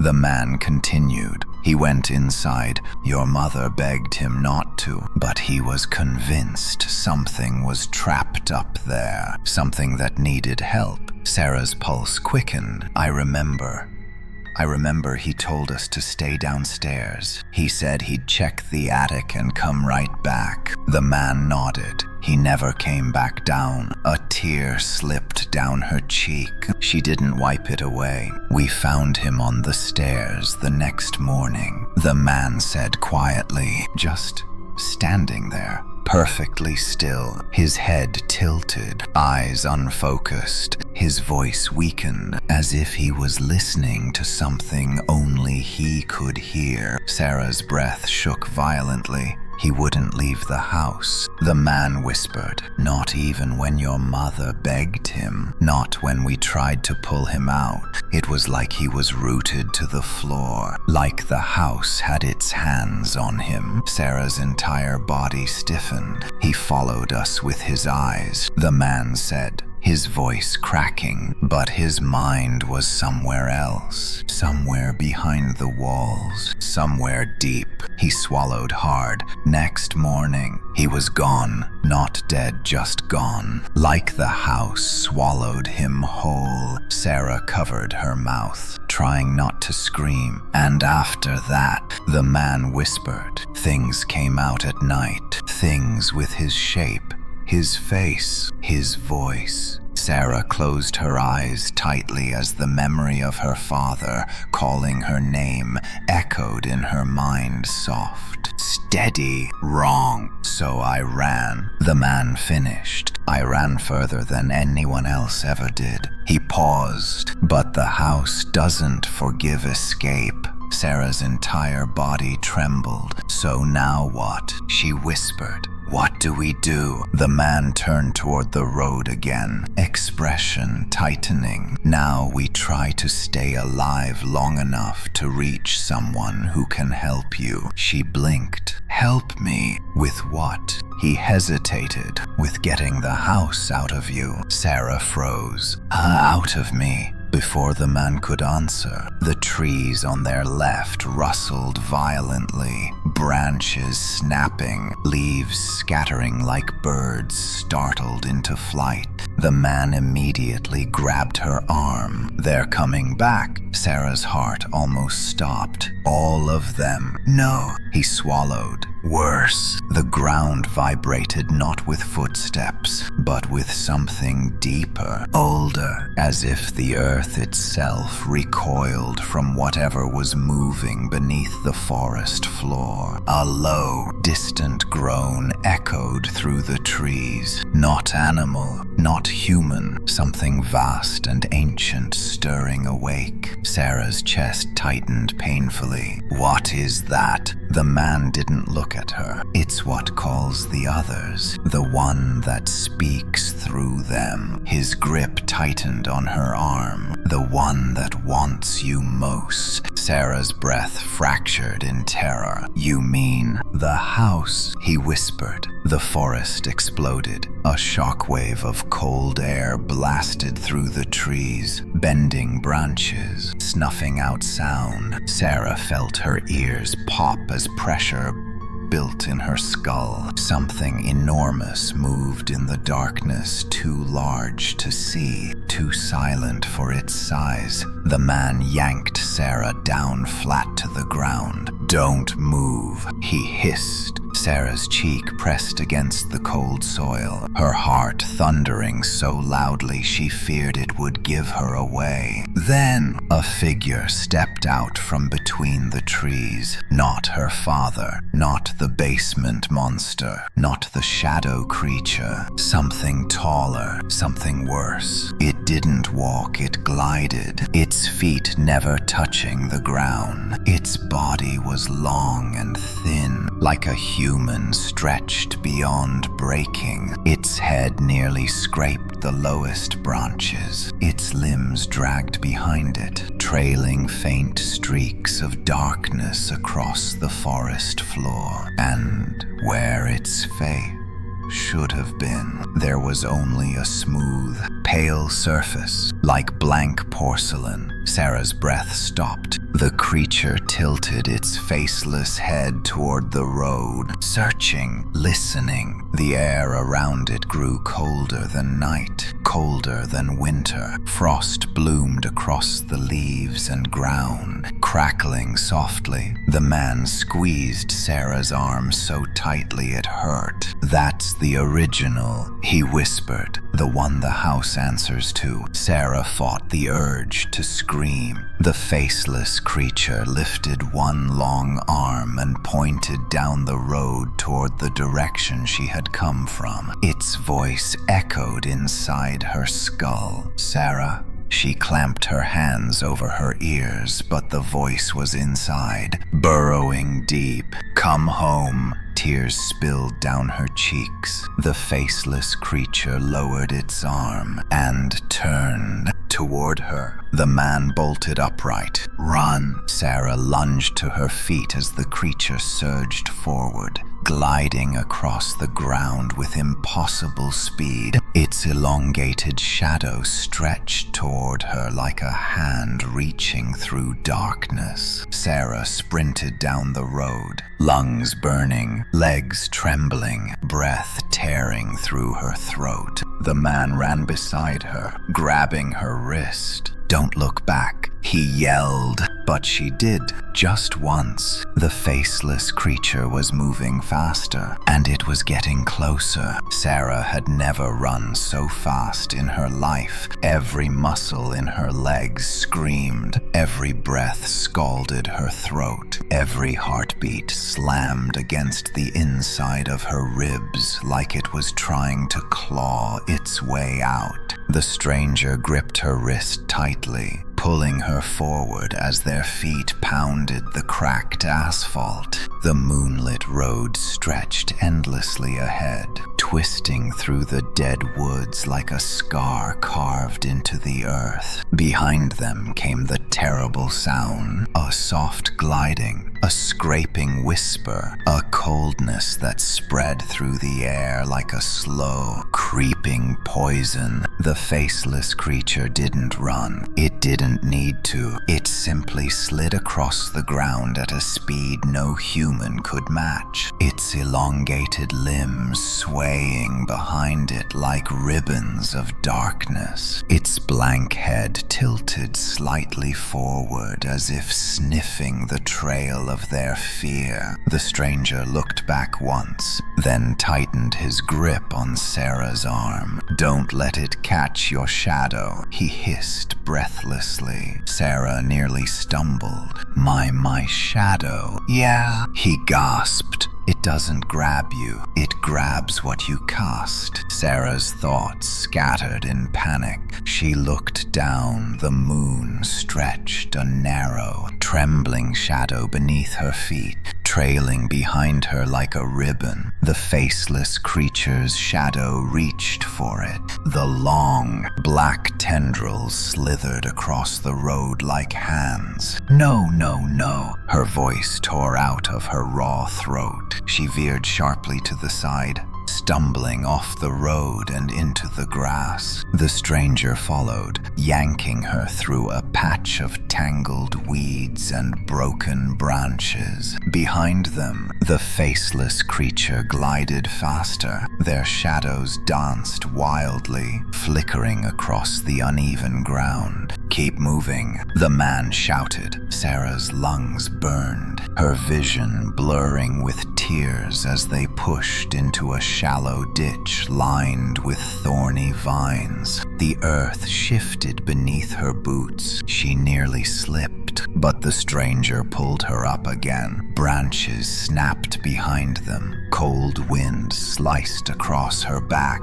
The creature was closing in. "It's gaining on us," she cried, voice shaking. "I know," he gasped. "Just keep your shadow away from it." "How?" "Stay in the dark." They sprinted toward a cluster of trees where moonlight barely reached. The ground there was uneven and dangerous, a mess of roots and fallen limbs. But darkness swallowed their shadows the moment they entered. Sarah collapsed behind a trunk, chest heaving, tears streaming freely down her cheeks. The stranger crouched beside her, his breath harsh and uneven. "Stay quiet.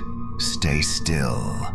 The faceless creature reached the edge of the tree line. It stopped. Its long, thin arms hung at its sides. Its blank head turned slowly, scanning the darkness. Its shadow stretched across the road, writhing like a living thing desperate to taste something warm. Sarah pressed her hand over her mouth to muffle her shaking breath. The cold radiating from the creature seeped through the woods, creeping toward them like winter pushing its way under a closed door. Then it glided forward, right into the trees, right toward them. The stranger's eyes widened in horror. "No, it's coming in anyway, run." He grabbed her, and they bolted deeper into the forest. Sarah's feet slammed against the ground, mud splashing against her thighs, branches tearing at her clothes, burning her skin. Behind them, the faceless creature moved with calm consistency.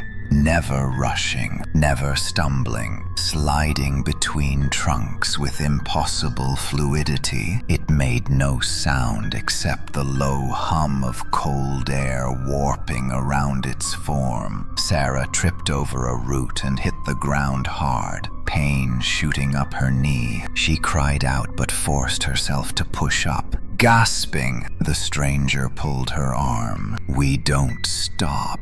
Get up." Sarah staggered to her feet, only to freeze. Ahead of them, in the darkness, stood another figure, tall, still, watching. Her blood turned to ice, the shadow figure from earlier.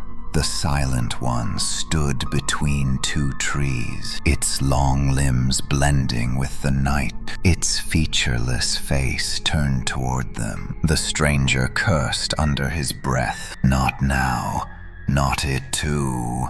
Sarah trembled violently. "What does it want?" "No idea," the man whispered. "But it's not like the others." The faceless creature glided closer behind them. The shadow figure remained unmoving in front of them. "Trapped! Which one do we run from?" Sarah whispered. "Both," the man said. But there was no both, no clear direction, no escape. The faceless creature's icy breath brushed the back of Sarah's neck. She felt her skin tighten, her blood slow, her heartbeat falter. Then the shadow figure lifted its arm and pointed, not at her, not behind her, at a narrow, nearly invisible path between the trees. The stranger didn't hesitate. "Go!" He shoved her toward the path. Sarah sprinted forward, squeezing between two massive trunks. The shadow figure stepped aside as she passed, its head turning slightly as if acknowledging her. A chill rippled through her, but not from fear, from recognition. The faceless creature lunged after them. Branches shattered as its long limbs reached between the trees. Its shadow stretched across the ground, grabbing at theirs. The man shoved Sarah into deeper darkness, shouting, "Stay in the shadows. Don't let it take your outline." Sarah ducked behind another trunk just as a long, pale arm whipped past her face, missing her by inches. Frost exploded across the bark, coating the tree in a shimmering layer of ice. The stranger pulled her down into a shallow ravine, hidden by moss and leaves. She slid down with him, mud splashing across her jacket,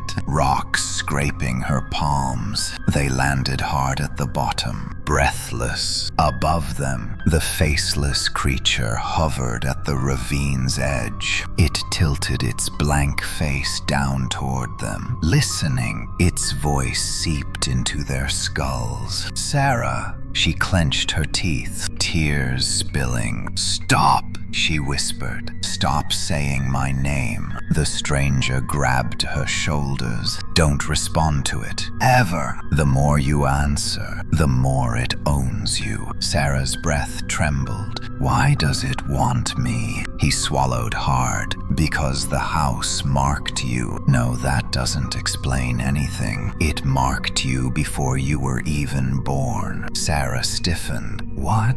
The man looked away, grief darkening his eyes. "Your father wasn't the first it took from your family." Her heart seemed to stop. "You need to get away from that house."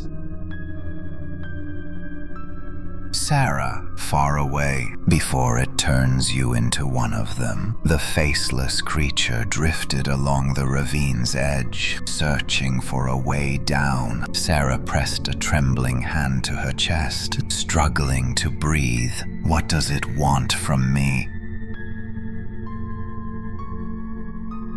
she whispered. The stranger closed his eyes. "The same thing it took from your father." Sarah's voice cracked. "What's that?" He met her gaze, expression breaking. "Your soul." The faceless creature finally pulled back from the ravine, gliding away into the darkness, but only for now. Only to circle, only to wait. The man stood and offered Sarah his hand. "We have to move. It won't stop until it gets you." Sarah took his hand, trembling. "Where are we going?" He looked toward the distant road, to the only place left where the house can't follow. Sarah's breath hitched. "And where's that?" The man tightened his grip. "The graveyard outside of town." She felt her heart stutter. Why there?" He looked at her with hollow, haunted eyes. "Because the dead don't belong to the house."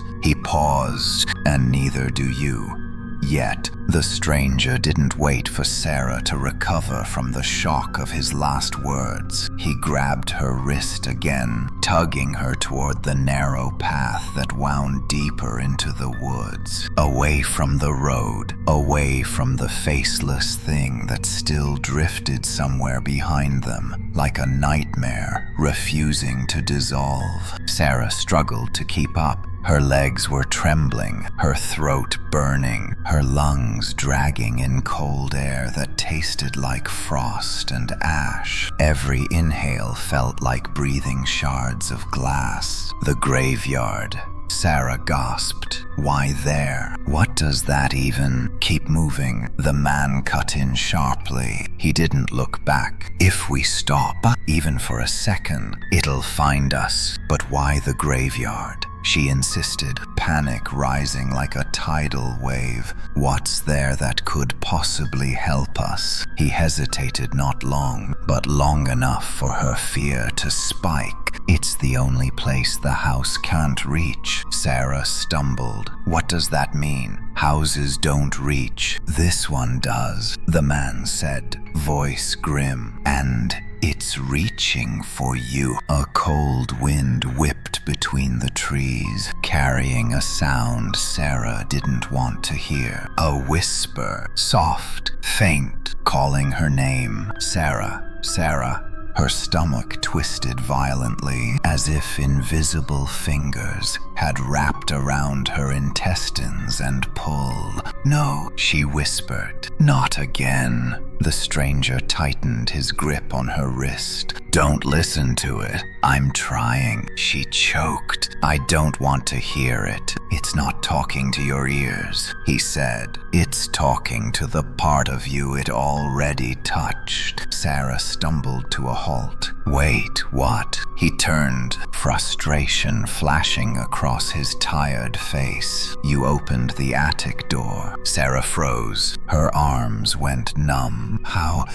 How do you know that?" The man swallowed hard. "Because the only way it could speak to you from the attic is if something inside there made a connection, enough to mark you." Sarah's breathing hitched painfully. Her vision flickered as a memory she had tried to bury clawed its way back, the attic door slowly swinging open, the cold breath crawling down the stairs, a voice raspy, familiar, wrong, whispering her name. her own hand rising without her meaning to, touching the door. She had touched it, bare skin against wood, bare skin against something behind the wood. Sarah staggered backward. I didn't want to. I didn't know. I didn't mean. It doesn't matter, the man said softly. You opened the path. The wind groaned through the branches. Sarah pressed her palms to her temples. Why me? She choked. Why my family? Why my father? Why my mother?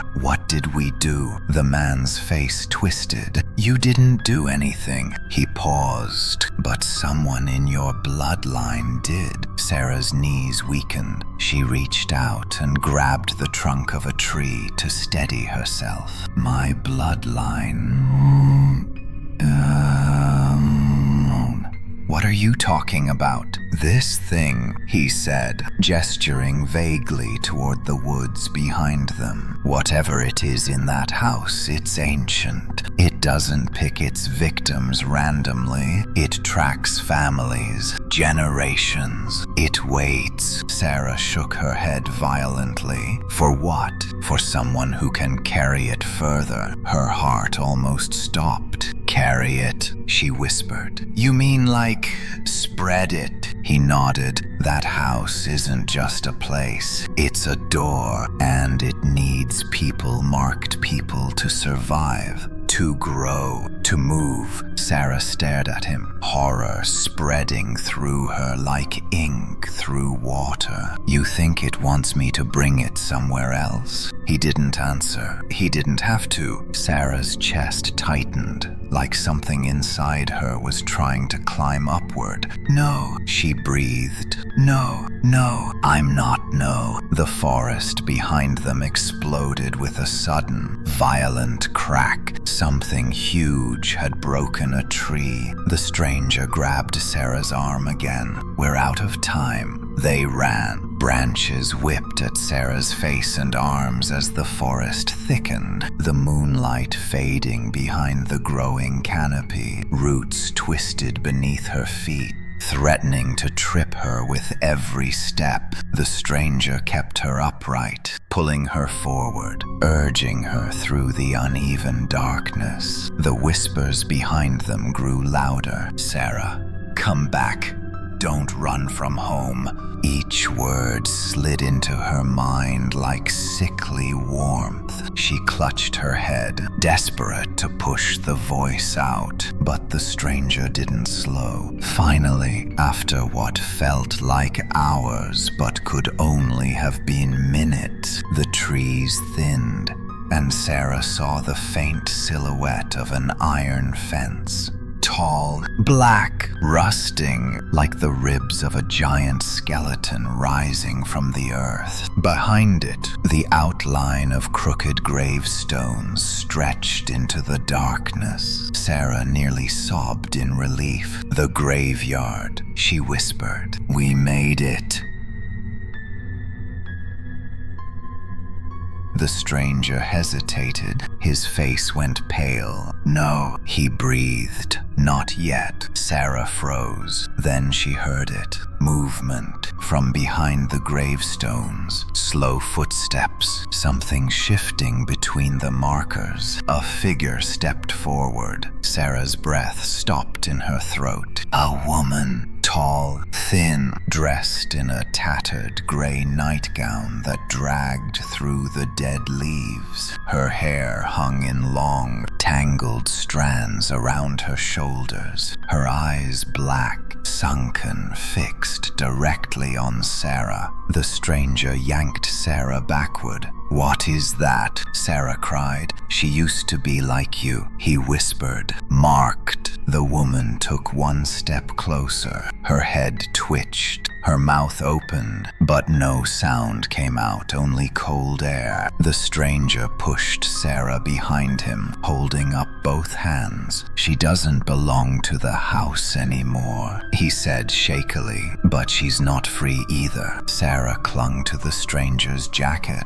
Is she going to attack us? No, he said. He hoped. But don't let her touch you. The woman lifted one trembling hand. Her finger pointed behind Sarah. Slowly, Sarah turned her head. Her stomach dropped. The faceless creature stood at the forest's edge, watching, waiting. Its elongated shadow stretched toward the graveyard fence, but stopped abruptly at the first post, as if something held it back. The stranger exhaled with relief. The fence, he said. It can't cross. The faceless creature tilted its smooth, blank head. Then it spoke directly into Sarah's skull. You can. She staggered backward, knees buckling. No, stay away from me. The stranger grabbed her before she fell. You have to get inside the gate. Now! Sarah ran toward the cemetery entrance, her breath ragged, her heart pounding like thunder in her ears. The woman in the nightgown stepped aside,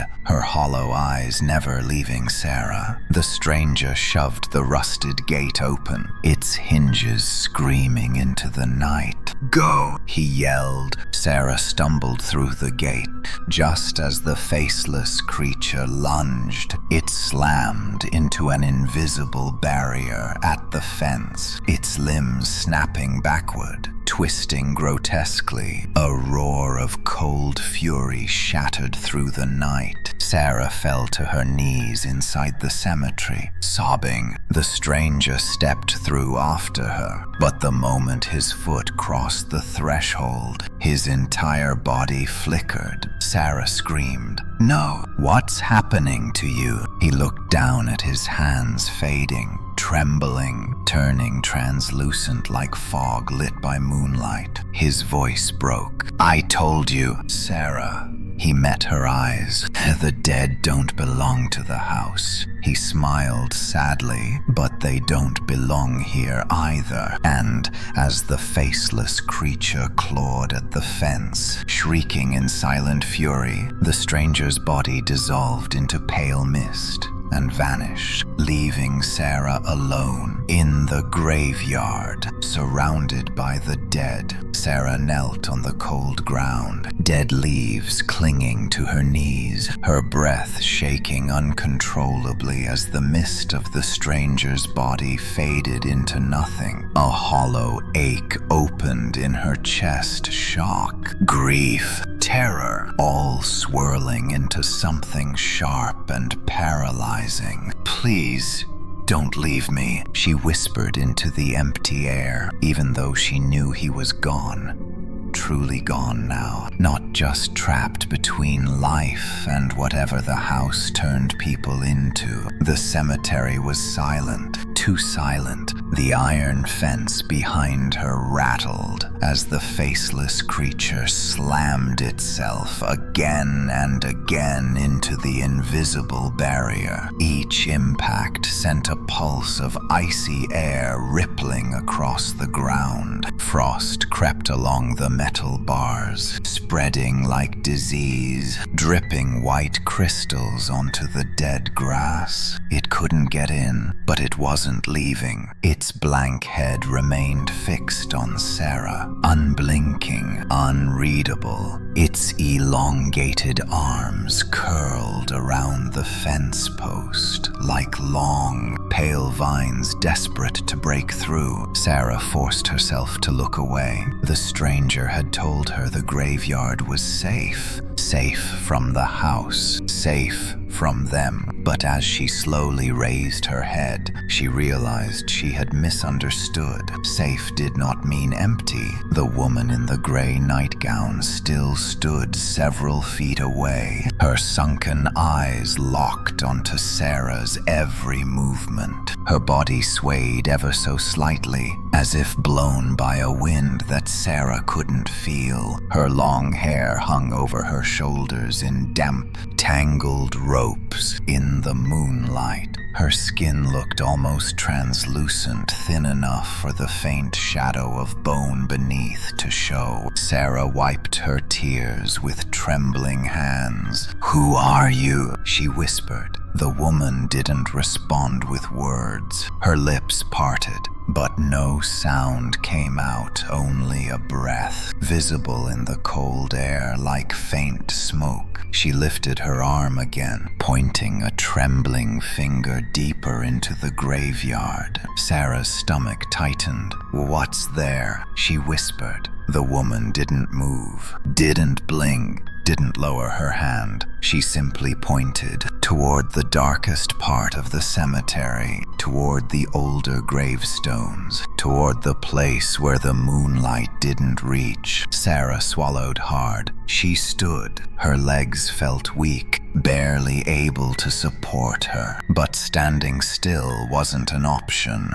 Not with the faceless creature thrashing at the fence behind her, and not with the stranger gone. She had no guide except the ghostly woman watching her. The wind rustled the dry leaves at her feet. Every sound felt amplified her heartbeat, her breath, the faint clatter of a loose chain swinging from the cemetery gate. Sarah took a step forward. The dead leaves crunched under her boots. The faceless creature hissed a sound like cold air forced through broken glass. But it couldn't cross the fence. Its shadow flailed uselessly behind her. Sarah took another step. The woman in the gray nightgown drifted back slightly, leading her, not walking, not gliding, moving as if carried backward by invisible hands. Sarah followed. The rows of gravestones stretched endlessly, some cracked, some half sunken into the earth, their inscriptions worn away by time. Thick fog crawled between the stones, gathering around Sarah's ankles, coiling like cold fingers. A sense of pressure settled around her chest, heavy, dense, old. The deeper she went, the stronger it grew, like the air itself resisted her presence. The dead do not belong to the house. The stranger's final words echoed in her mind, and neither do you. Yet, Sarah's throat tightened. What am I supposed to find? She whispered. The woman halted abruptly beside a particularly large gravestone, one blackened by time. Its surface cracked like dry earth. Moss covered most of its inscription, but Sarah could still make out the faint letters carved across the stone. Her breath caught. There was a family name, her family name, the same as her father's. Her whole body went cold. "No," she whispered. "No, this can't be real." Her fingers reached out involuntarily, brushing the cracked stone. The moment her skin touched it, a violent shock tore through her body. Images exploded behind her eyes. A house, but not hers. Older, crumbling, a door massive and nailed shut. Voices chanting behind it. A woman screaming. A child crying. Hands scratching the walls. A shadow slipping under the door like smoke. Reaching, seeking, choosing. Then, a man pulling a woman through the forest. Blood on her dress. Terror in her eyes. Dragging her toward this graveyard. Toward this very tombstone. Sarah gasped and stumbled backward, clutching her head. "No, stop, please stop." The visions cut off abruptly. The woman in the gray nightgown was suddenly inches from her face. Sarah froze. The woman opened her mouth, but instead of speaking, she lifted one shaking hand and touched Sarah's cheek with cold fingers. Instantly, Sarah heard her voice.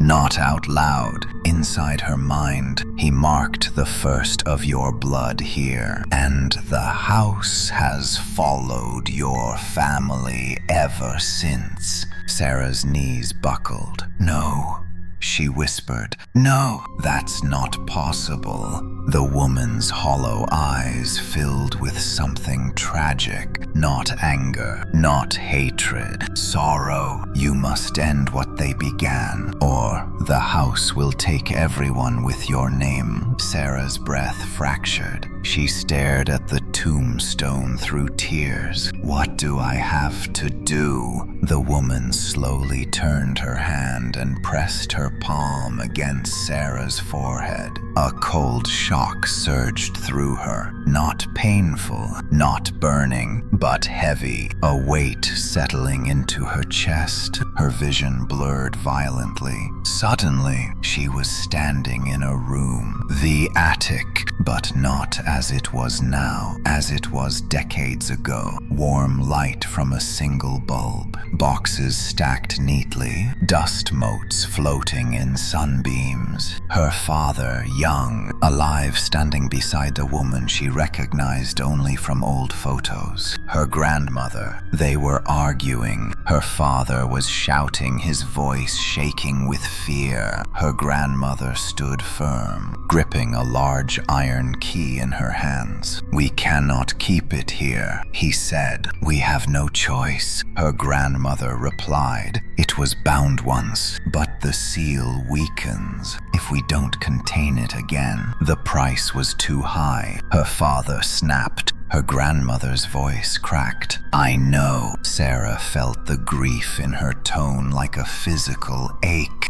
Her father's hands trembled. "I won't let it take anyone else from us." Her grandmother's eyes filled with tears. "Then we must bury the name, or it will follow the living." The vision splintered. Sarah screamed, and the world snapped back into the graveyard. She fell to her knees, gasping, cold sweat pouring down her forehead. The woman in the nightgown bowed her head. Then she pointed once more to a second gravestone, this one smaller, newer. Sarah crawled toward it on shaking hands. Her breath caught when she saw the name, her father's, the date of death, years before the night he vanished, years before the night he disappeared into the attic. "No," she choked. "That's not true. He was alive. He was he." Another whisper entered her mind. "He died in this graveyard, but the house kept his shadow, and it walks wearing his face." Sarah covered her mouth, trying not to break down. The faceless creature shrieked behind the fence, as if sensing the truth unraveling inside her. The woman stepped closer and knelt beside Sarah. Her cold hand rested on Sarah's shoulder. "You must choose. Seal the house again.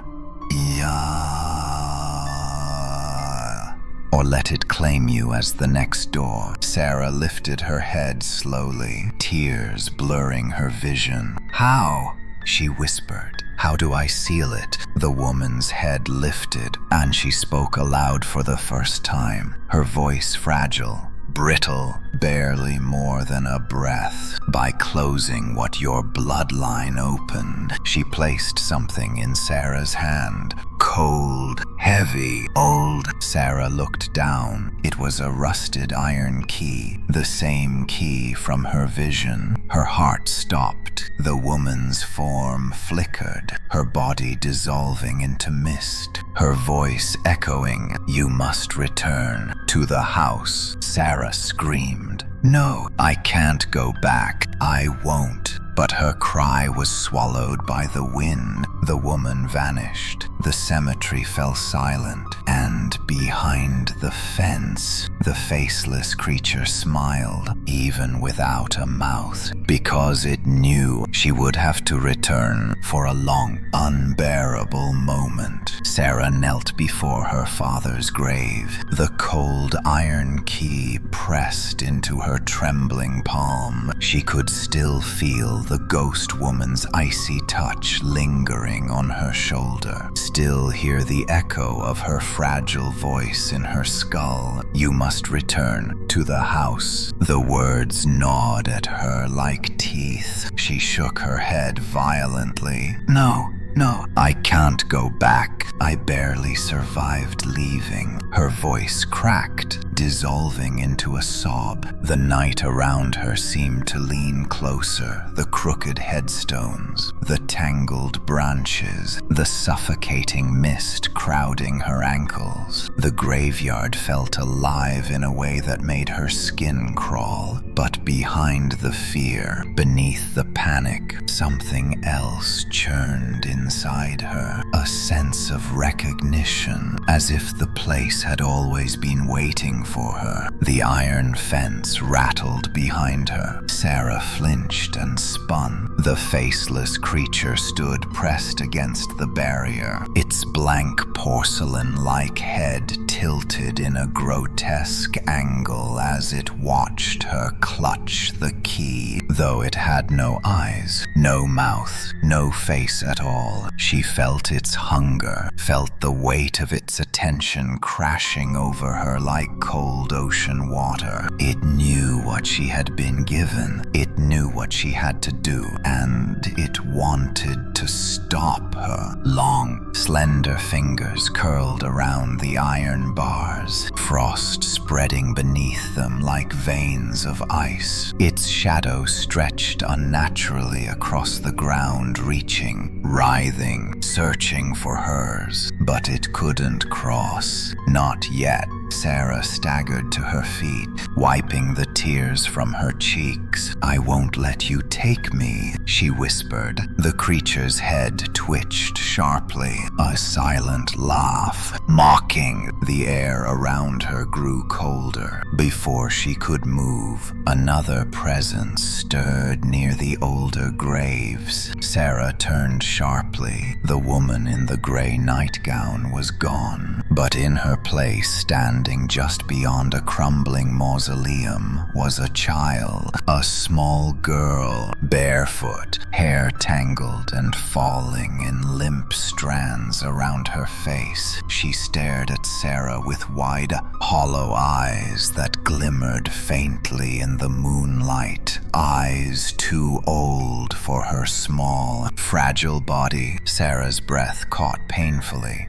Who are you?" The girl tilted her head, slowly, like an animal studying prey. Then she lifted a hand and pointed at Sarah's chest. Not at the knife, not at the key, at Sarah's heart. The message was unmistakable. "It's already inside you." Sarah stumbled backward, clutching her chest. Get away from me." The girl didn't move, didn't blink, didn't breathe. Her mouth opened slowly, and a voice.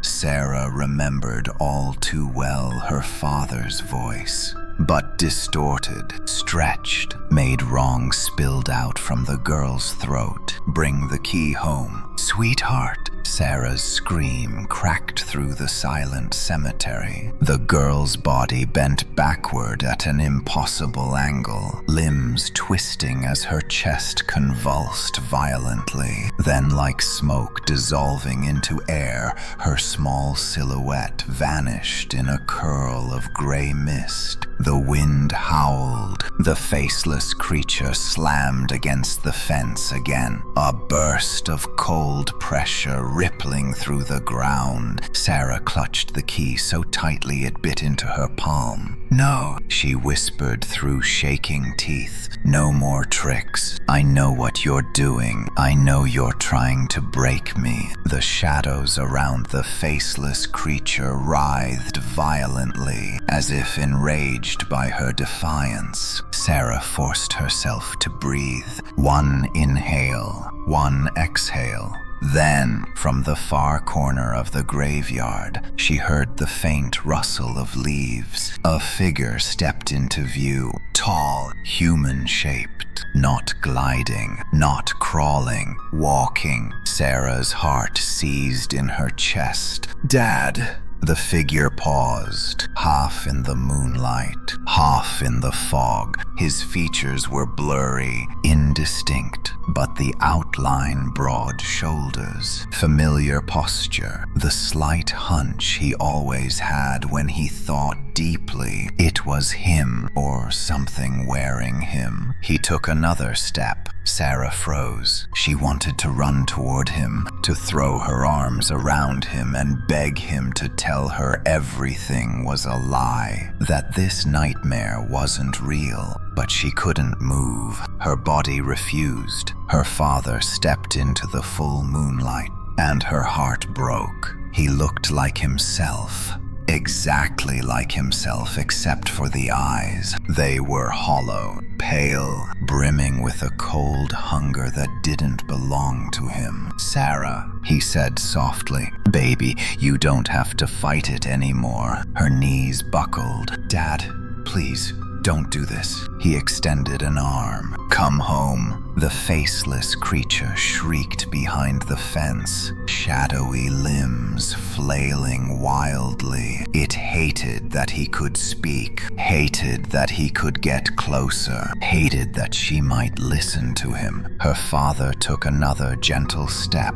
"You don't have to be afraid," he whispered. "I'm right here." Tears streamed down her face. "You're not him," she whispered. "You died. I saw your grave." He flinched just slightly. Then he smiled. Not a warm smile, not a fatherly smile. Something else. "You don't know everything that happened that night," he said. Sarah shook her head. "Then tell me. Please tell me the truth." He looked at the key in her hand. "That key opens more than a door. It opens a binding, and if you turn it the wrong way, Sarah." His voice dropped into a whisper.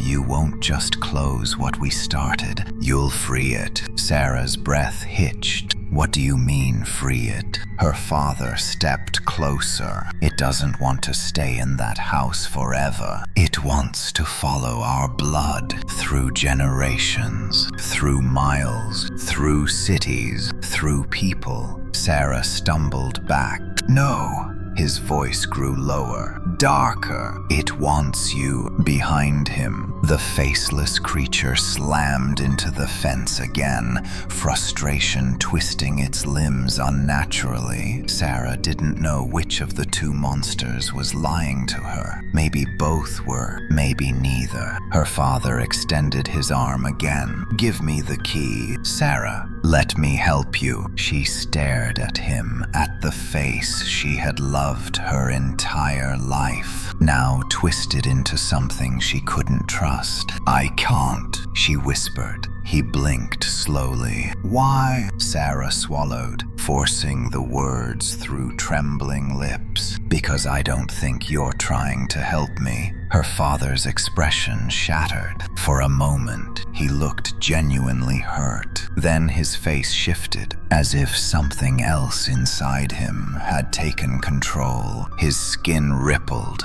his mouth twisted into a sharp grin. "You're smarter than I thought." His voice warped too deep, too layered. The faceless creature went still, and Sarah realized the thing inside her father wasn't separate from the faceless creature. It was the faceless creature, manifest in two places at once. She gasped and stumbled back toward the center of the graveyard. The creature wearing her father's shape stepped forward. No more running. "Come home." Sarah turned and sprinted deeper into the cemetery, between crumbling mausoleums and twisted headstones. Her father, no, the thing wearing him, followed without hesitation. Its footsteps made no sound. The faceless creature shrieked behind the fence, and the dead began whispering beneath the ground. "Sarah, turn the key." "Seal the door." "Yeah. Or we will never rest." Sarah screamed, clutching the key as she ran. The ground trembled beneath her feet, the cemetery shifting like a living maze. Then, as she rounded the corner of an overturned grave marker, she stopped abruptly. Her blood went cold. In front of her stood another tombstone, a fresh one, the earth around it still unsettled. No moss, no cracks, no decay. Her breath vanished. Her own name was carved into the stone. Sarah Holloway, born 1996. Died. The date was blank. Waiting for her to fill it, Sarah dropped to her knees, trembling violently. Behind her, the creature wearing her father's face whispered, "Time to go home." Sarah stared at the gravestone bearing her name, her breath collapsing inside her chest. Her knees dug into the cold earth, her trembling fingers brushing the carved letters as if touching them would make them untrue. But the stone was real. The engraving was real. Her name was real. Sarah Holloway. Born 1996. Died. The final date sat empty, a silent invitation waiting for the moment she stopped running. Behind her, footsteps approached slow, steady, deliberate. Her father's voice, warm and hollow at the same time, drifted through the fog. "Sarah, you belong with us." Her skin crawled. Every instinct inside her screamed to run, but her body refused. She was paralyzed by the sight of her own grave, by the ancient cold pressing into her bones. Her heart hammered violently as she forced herself to look back. There he stood, her father's body, her father's face, but not her father's eyes. The creature wearing him smiled faintly, tilting its head as though admiring the stone. "It's beautiful, isn't it?" he whispered. "A perfect place for you to rest." Her throat closed. "You're not him," she choked. "Stop using his voice." The thing stepped closer, its movements too smooth, too quiet. "But this voice is the one you trust." Sarah scrambled backward, soil digging under her fingernails as she clawed at the ground. "Stay away." He didn't stop. "Sarah." His voice darkened, splitting into layered tones. "You cannot outrun what you already carry. Look at your hand." Confused and terrified, she lifted the hand clutching the iron key. Her breath faltered. Dark veins were spiderwebbing under her skin, creeping from her wrist upward toward her elbow, faint at first, then pulsing deeper with every heartbeat. "No," she whispered. "No, this can't be. You're changing," the creature murmured. "Accept it," Sarah screamed, and threw herself to her feet, stumbling blindly through the rows of gravestones. Fog parted around her ankles as she ran, her breath tearing through her throat, her vision blurring with tears. Behind her, footsteps, soft, light, calm. Her father's footsteps, not chasing, following, tracking her like prey. "Don't run," the creature called softly. "You're only delaying the inevitable." Sarah turned sharply around a tall mausoleum, her shoulder slamming into cold stone. She winced but kept running, weaving between crooked headstones and broken monuments. The moonlight flickered behind drifting clouds, plunging the cemetery into pockets of deep shadow. Her lungs burned, her legs shook. Every inhale tasted like dust and decay. She reached the far end of the cemetery where the ground sloped upward around an old, leafless oak tree. Its branches stretched over her like skeletal arms. The fog thickened. The air grew colder. Something was wrong. The world felt twisted, tilted. She stopped beneath the oak, chest heaving, and her heart nearly stopped. At the base of the tree sat a child, not the ghost girl from earlier. This one was a boy, maybe 7, maybe 8. His knees were tucked into his chest, his arms wrapped around them. His face was pale, eyes hollow, lips slightly parted, but he looked more human than the girl had. He lifted his head slowly when he heard her steps. Sarah froze. Who are you?" she whispered. The boy blinked once, sluggishly, like waking from a deep sleep. When he spoke, his voice was trembling, frightened. "Don't let him bury you," he whispered. "Please, don't let him bury you." Sarah's breath shook. "Bury me." The boy nodded weakly. "That grave, it's not finished yet. When he buries you there, you'll stay forever, just like me." Sarah's stomach dropped. "What do you mean, stay?" The boy pointed at the earth beneath him. "I've been here a very long time." Her blood ran cold. "Did the house take you too?" He swallowed. "I lived there before your family did." Before the door opened, Sarah knelt cautiously, trying to keep her voice steady. "What door?" The boy trembled, curling tighter. "The one beneath the attic.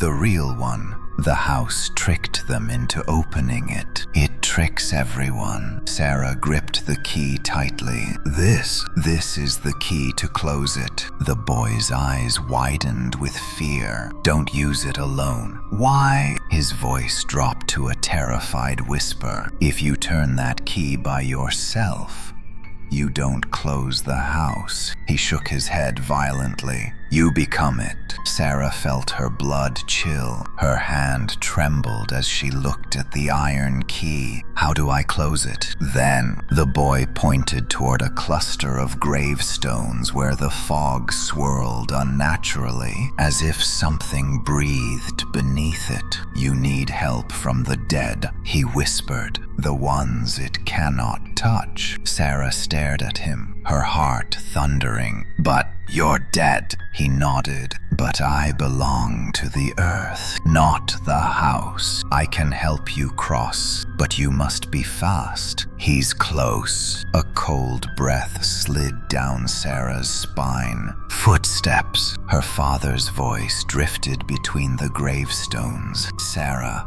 sweetheart."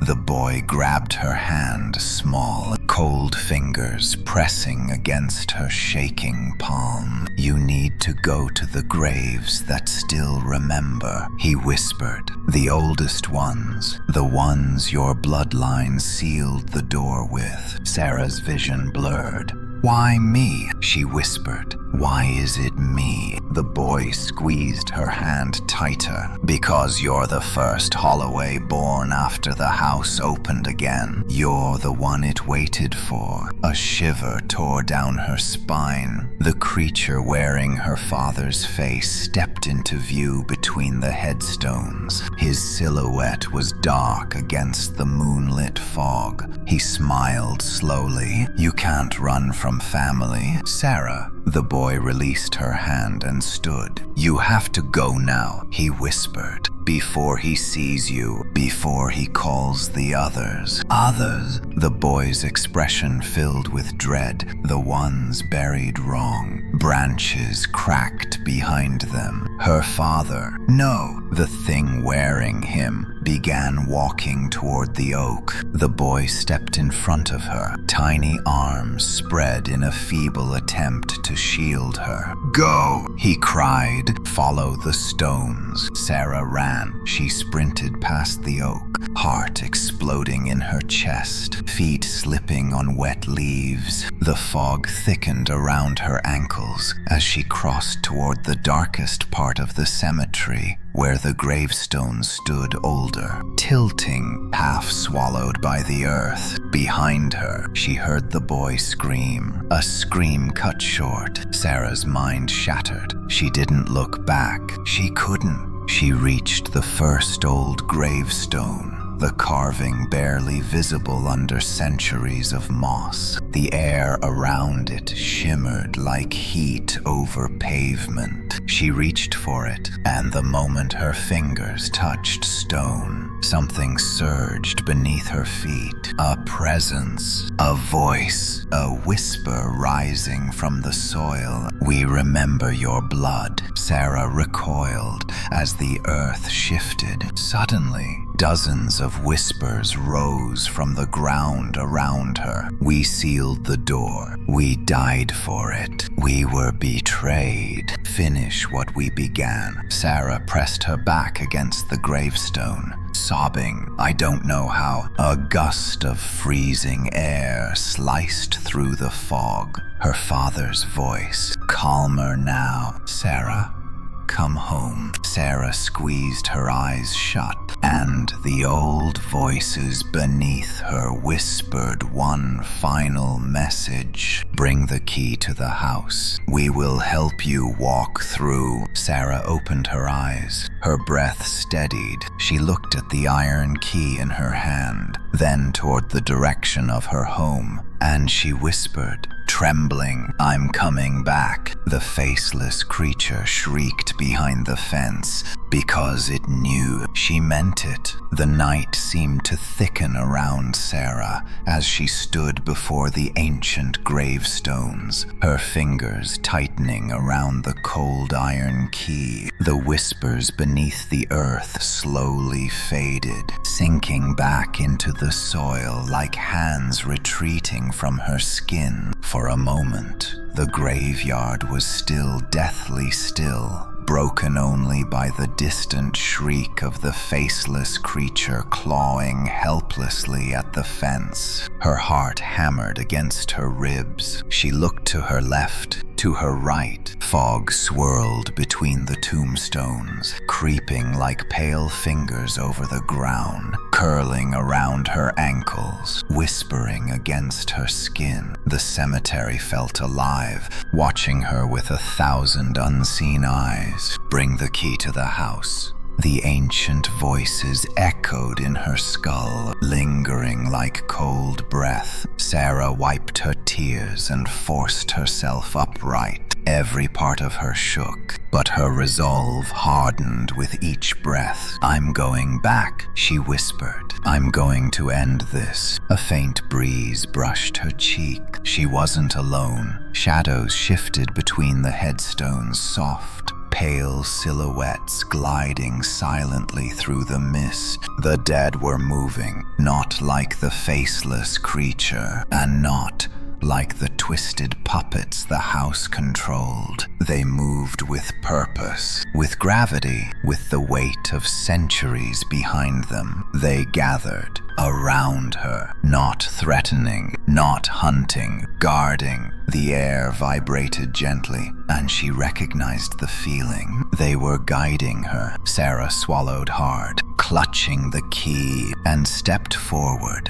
The pathway through the graveyard, one that hadn't existed seconds before, opened between the stones. The fog parted, revealing a thin line of trampled dead leaves winding toward the gate. As Sarah walked, the silhouettes followed. They flanked her in complete silence as she passed row after row of gravestones. Some shapes were tall, some small, some hunched, some limping. All were gray, transparent, carved from mist and moonlight. Their faces were blurred, unrecognizable, but their presence surrounded her with a strange, paradoxical comfort. They were with her, walking her back to something far worse, but they could not cross the fence with her. Sarah stopped at the gate. It screamed again as she pushed it open, the rusted hinges wailing into the night. The cold from outside the gate hit her like a wall sharp, metallic, filled with the scent of rot and old wood.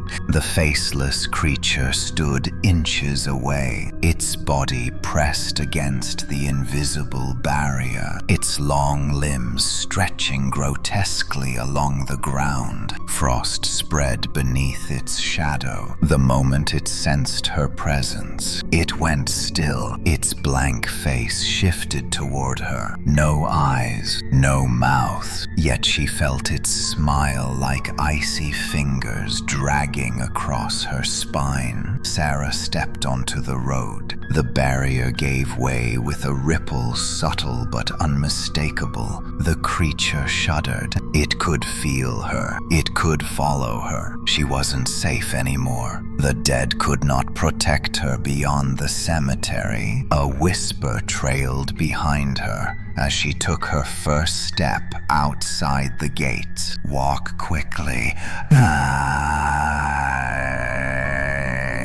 But do not run. She obeyed. Her footsteps echoed on the empty road, slow at first, measured, each step calculated. Running would draw attention. Running would tell the house she was afraid. Running would invite the shadows hiding in the hollow trees. The faceless creature drifted behind her, quiet, gliding, matching her pace without touching her yet. It didn't chase. It followed, waiting for her to falter, waiting for her to turn back, waiting for her to look at it. The night deepened as she walked. The forest seemed narrower, the trees taller, the air colder. Every few steps she heard something rustle in the darkness, branches creaking under invisible weight, whispers leaking through leaves, faint movements on the road behind her like fingers brushing asphalt. The thing wearing her father's body might still be near, waiting for the right moment. Her breath fogged in front of her, swirling into ribbons that curled upward like smoke. How far is home? She whispered to herself. The answer came from the dark woods in a voice that did not belong to her. Not far enough. She froze. That voice. Her mother's. Sarah's heart crumbled. "Mom!" Her voice shook. No answer, only a faint breeze brushing her hair. Her memories of her mother were faint. She'd died when Sarah was young, but hearing that voice again made her knees buckle. She blinked hard, fighting tears, forcing herself to keep walking. But the forest didn't let her forget. A figure stepped onto the road ahead, tall, graceful, wrapped in a long nightgown that fluttered in the wind like pale wings. Her mother's silhouette. Sarah's breath caught. She took a step forward. "Mom!" The figure tilted its head, then spoke, though its mouth didn't move. "You don't have to do this, Sarah." Sarah's hands trembled. "You're not real," she whispered. "You're part of the house." Her mother's silhouette took a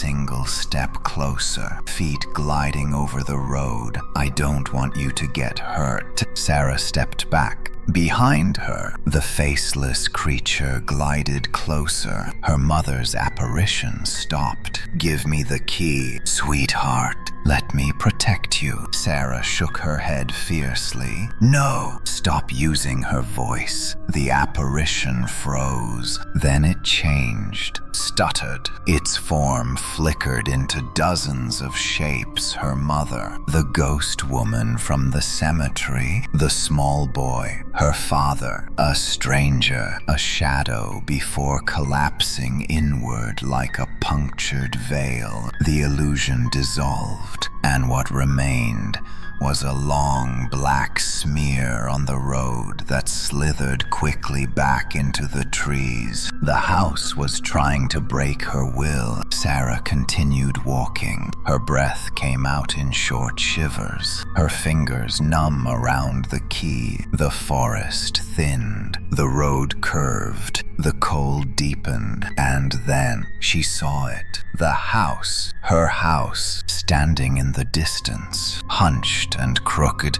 silent as a corpse. Its windows were dark pits. Its attic window gaped open like a mouth prepared to swallow her whole. Every part of her screamed to turn around, to run, to hide, to die before ever stepping foot back inside. But she walked forward, drawn, compelled. The iron key pulsed coldly in her palm, like a heartbeat that wasn't hers. The faceless creature glided ahead of her, now leading her. It stopped at the edge of the yard, its blank head tilting toward the attic, welcoming her back. Sarah stepped onto the grass. The ground quivered under her feet. The attic window flickered. A shadow moved behind it. Something crawled down the walls. The house exhaled cold air. She forced herself toward the porch. Each step felt heavier. Wrong. The front door, once wooden and familiar, now looked swollen, warped, as if something inside was pushing outward. The iron key vibrated in her hand. Her breath trembled. "I'm here," she whispered. The house groaned in response. The faceless creature drifted closer, but could not step onto the porch. Sarah turned the key in her hand. Its grooves glinted under the moonlight. She reached for the door. The moment her fingers touched the rotting wood, every window of the house lit up at once. A violent blast of cold air exploded outward. Sarah staggered back, shielding her face. The door unlocked by itself and swung open with a deafening creak. From the darkness inside, a voice whispered, her father's, her grandmother's, the dead boys, the faceless creatures, all layered together. "Welcome home." Sarah's legs shook. She stepped inside, and the door slammed shut. The door slammed behind Sarah with a force that shook dust off the ceiling and rippled the walls like skin under a sudden shiver. The sound echoed through the house, deep, low, final. The building itself exhaled in satisfaction. For the first time since she escaped, Sarah was back inside. Her breath hitched painfully in her throat. She reached for the doorknob, heart pounding hard enough to bruise her ribs. But when her fingers wrapped around the metal, it pulsed beneath her skin, slow, rhythmic, a heartbeat, not hers. She jerked her hand away with a gasp. The door didn't budge. It didn't even rattle. She was trapped. Again, the hallway ahead stretched into darkness. The air felt thick and cold, clinging to her skin like a damp shroud. Her boots made soft, sinking sounds on the warped floorboards as she cautiously stepped forward. The house had changed. The wallpaper, once yellowing but familiar, had peeled itself into curling, twisted shapes that slithered like tongues. The ceiling beams creaked as if supporting something heavy, and in the corners of the hallway, shadows pulsed like living things. Sarah swallowed hard and lifted the iron key. It felt heavier now, almost warm. She whispered into the dark, "What do you want from me?" The house answered by shifting. Somewhere deeper inside, wood groaned, a door slammed, and a faint whisper skittered across the floorboards like wind dragging a voice behind it. Sarah.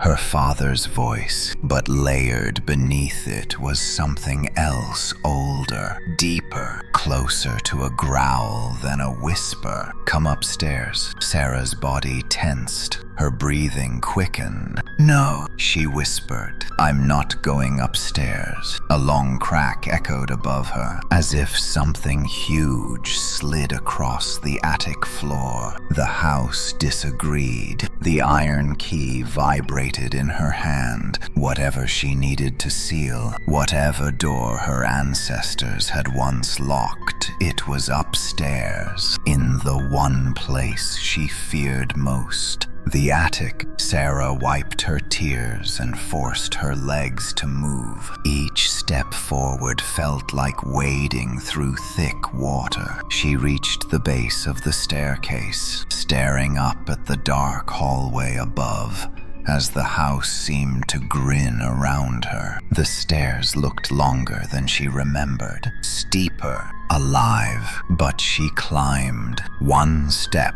another. Her hand grazed the wooden railing rough, splintering, pulsing under her palm like veins under skin. Halfway up, the temperature dropped sharply. Frost formed on the wall beside her, blooming like spider webs across rotten paint. Her breath came out white, the air turning metallic in her lungs. She heard footsteps above her, slow, heavy, purposeful. Something was waiting, and it knew she was coming. When Sarah reached the top landing, the hallway was narrower than she remembered, as if the walls had moved closer, squeezing her into a throat-shaped corridor. Picture frames that once held family photos now displayed warped, shifting shadows that scratched at the glass from the inside. Something whispered from one of the frames. It was her mother's voice. "Sarah,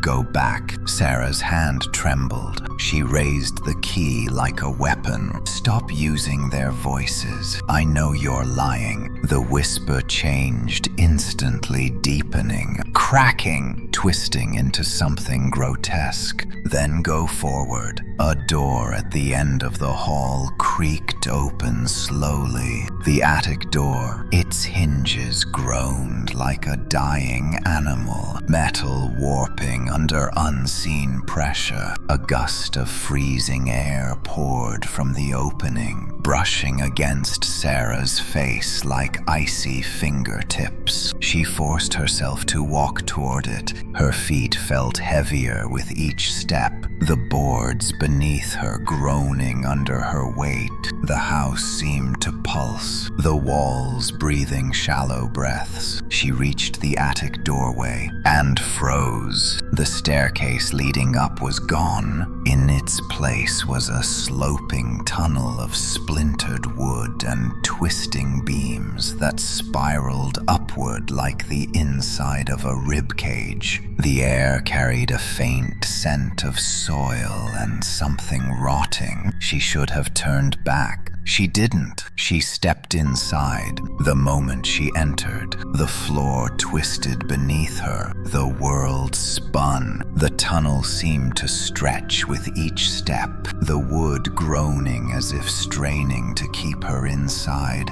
She stumbled forward, grabbing the warped beams as the pitch-black spiral swallowed her. Voices followed her up, dozens, hundreds, some whispering, some screaming, some begging, all calling her name. "Sarah, Sarah, Sarah." She pressed her hands over her ears, but the voices came from inside her head, vibrating against her skull. When she reached the top, the tunnel opened abruptly into the attic.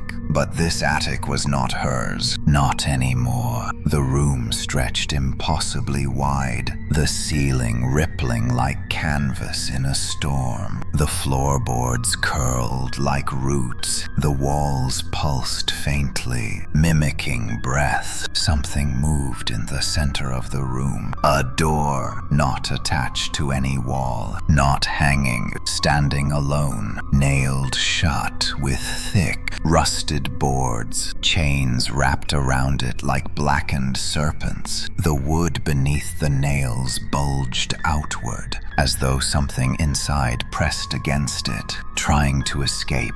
Sarah's breath caught. This was the door her grandmother had spoken of. The real door. The one her bloodline had locked. The one the house wanted open. The iron key grew warmer, almost burning her hand. The voices beneath the floor rose again, urgent and overlapping. Seal it! Seal the door. But another voice cut through them. Her father's, behind her. Sarah, don't. She spun around. The creature wearing his body stood inches away, its face inches from hers. Its eyes, once hollow and pale, now glowed with a cold, predatory hunger. Don't seal it, it whispered. Set it free. Sarah stumbled back, clutching the key as she moved toward the center of the room. You're lying, she gasped.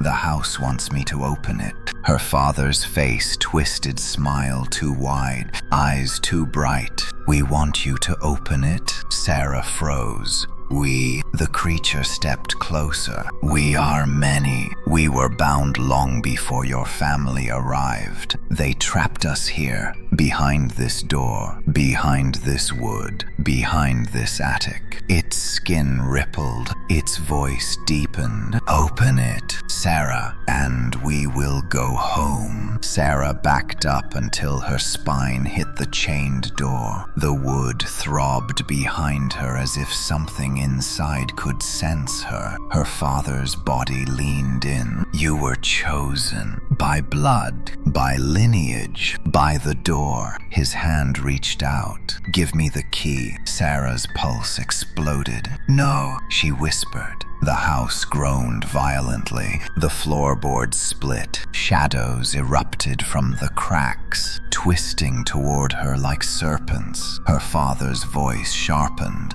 Give me the key. Sarah raised the key toward the door. The creature's eyes widened. Stop! She pressed the key into a rusted keyhole buried under the chains. Sarah! She turned the key, and something screamed. Not her father, not the house. Something behind the door. Something old, something hungry. The attic shuddered. The chains snapped tight.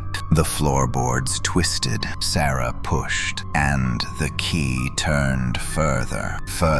The creature lunged at her. No! The floor erupted beneath her feet. A shockwave tore through the room. The house roared. The door cracked, and a scream, older than language, split the air. Sarah was thrown backward, the key flying from her hand, darkness swallowing her whole. Sarah crashed into the far corner of the attic with a force that knocked the breath out of her. Dust exploded into the air, swirling in frantic spirals. Her ears rang so loudly she couldn't hear her own scream. The impact rattled her teeth, sending a bolt of pain down her spine. The attic lights, if they ever existed, were gone. Everything was darkness, except for the door. The chained door in the center of the room glowed faintly, like something inside was lighting it from behind. The cracks Sarah had forced open with the key pulsed with a sickly red glow, the boards bending outward as if something enormous pressed against them, eager to escape. Her heart pounded wildly. She tried to stand. Her legs buckled. When she looked down, she saw why. The floorboards around her were moving. Not shaking, moving. Curling, stretching, pulling themselves toward the door like veins crawling to a beating heart. Sarah scrambled back, her hands slipping across rotting wood. She blinked through tears and dust, trying to see through the darkness. A shape moved on the far end of the attic. Her father, or what had been wearing his shape.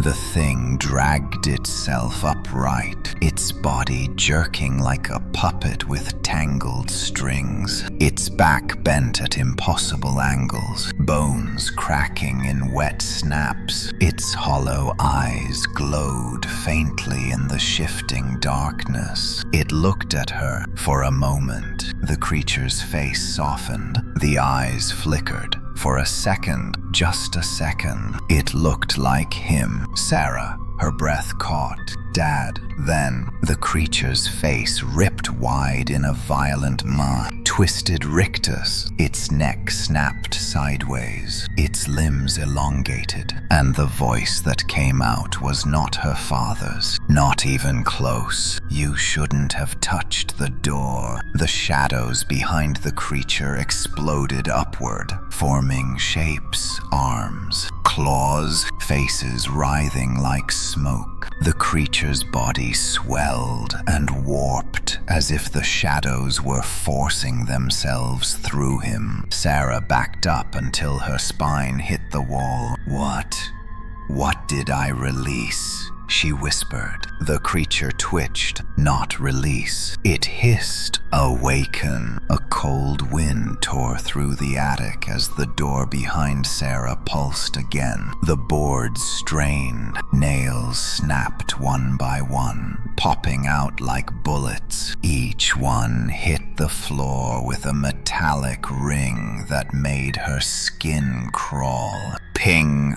ping, ping. Something inside the door pushed hard. The wood bulged outward. Sarah screamed and bolted to her feet, trying to stay upright as the attic shifted beneath her. The house roared, a deep, monstrous sound that traveled through the beams, rattling windows and shaking dust from the rafters. The creature wearing her father lunged. Sarah dodged, barely avoiding its outstretched hand. Its fingers scraped the wooden wall beside her, leaving deep grooves that smoked with cold. She slipped, fell, rolled across the floor, then scrambled to her knees, heart clawing at her ribs. The creature crawled toward her on all fours, its limbs cracking and reshaping as shadows dripped off its skin. Give me the key. It snarled. I don't have it, Sarah cried.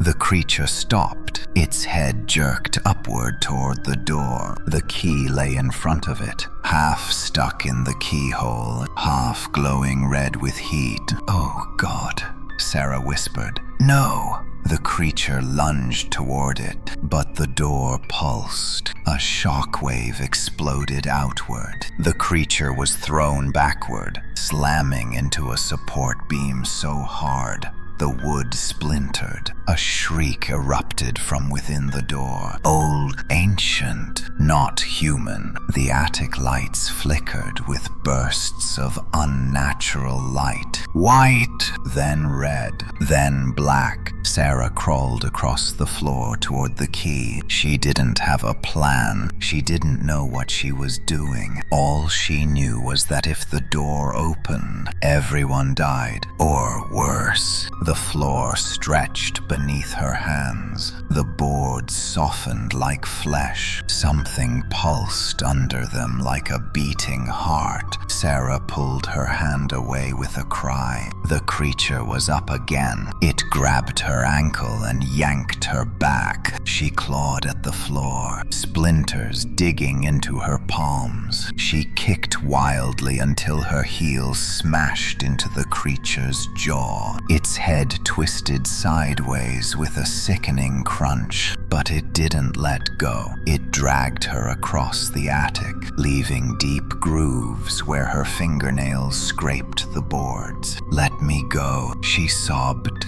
Come home, the creature whispered. Be the door. Sarah's blood turned to ice. The creature didn't want to kill her. It wanted her to replace the door if it failed. No, she twisted hard, kicking until her ankle slipped from its grip. She rolled to her feet and sprinted toward the door. The floor heaved like a living lung, nearly throwing her off balance. The key glowed. Sarah reached out. A shadowy arm burst through the floor beside her, grabbing her wrist. The grip felt like freezing metal. She screamed and jerked away, falling onto her side. The creature lunged again, shrieking with layered voices. Sarah scrambled backward, eyes wild, heart racing. "What do I do?" she screamed at the ceiling. "What do I do?" No answer, only the pounding behind the door. And then a whisper, not from the house, not from the creature,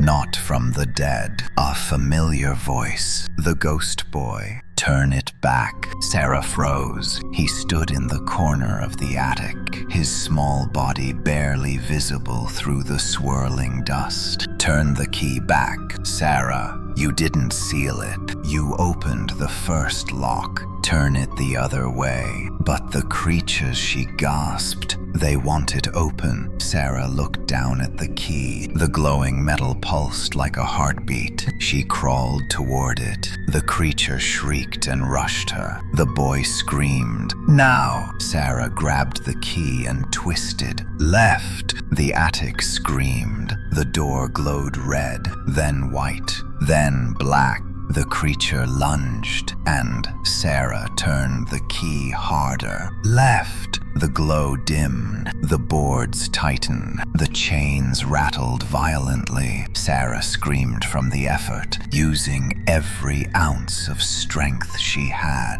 and the key clicked once, twice. Everything stopped. The floor went still. The shadows froze. The creature collapsed in mid-lunge, its limbs stiffening as if caught in amber. Sarah fell backward, gasping for breath. The door stopped bulging. The light behind it flickered and went out. The boy whispered. One lock closed. Sarah blinked through tears. "One. There's more." The boy nodded slowly. "Two more." Sarah's heart cracked. I can't do this," she sobbed. "You must," he whispered, "before it finds a way through." A deep rumble shook the attic. The door pulsed again. The creature on the floor twitched. The boy's eyes widened in terror. "It's waking up the others." Sarah wiped her face, trembling. "What do I do?" The boy pointed to a dark, twisted corner of the attic. "Find the second lock." The floorboards split open. Cold wind flooded the attic, and something began crawling out. The floorboards split wide with a deep, wet crack, as if the house's wooden skeleton were tearing itself apart to make room for something that should never touch the air. Cold wind howled up through the opening, carrying with it the scent of damp soil, rotten leaves, and something older. Something like breath exhaled by a buried god. Sarah stumbled backward, her hands scrambling for support on the warped attic planks. Every instinct in her body screamed to run, but there was nowhere to go. The walls pulsated inward like lungs inhaling.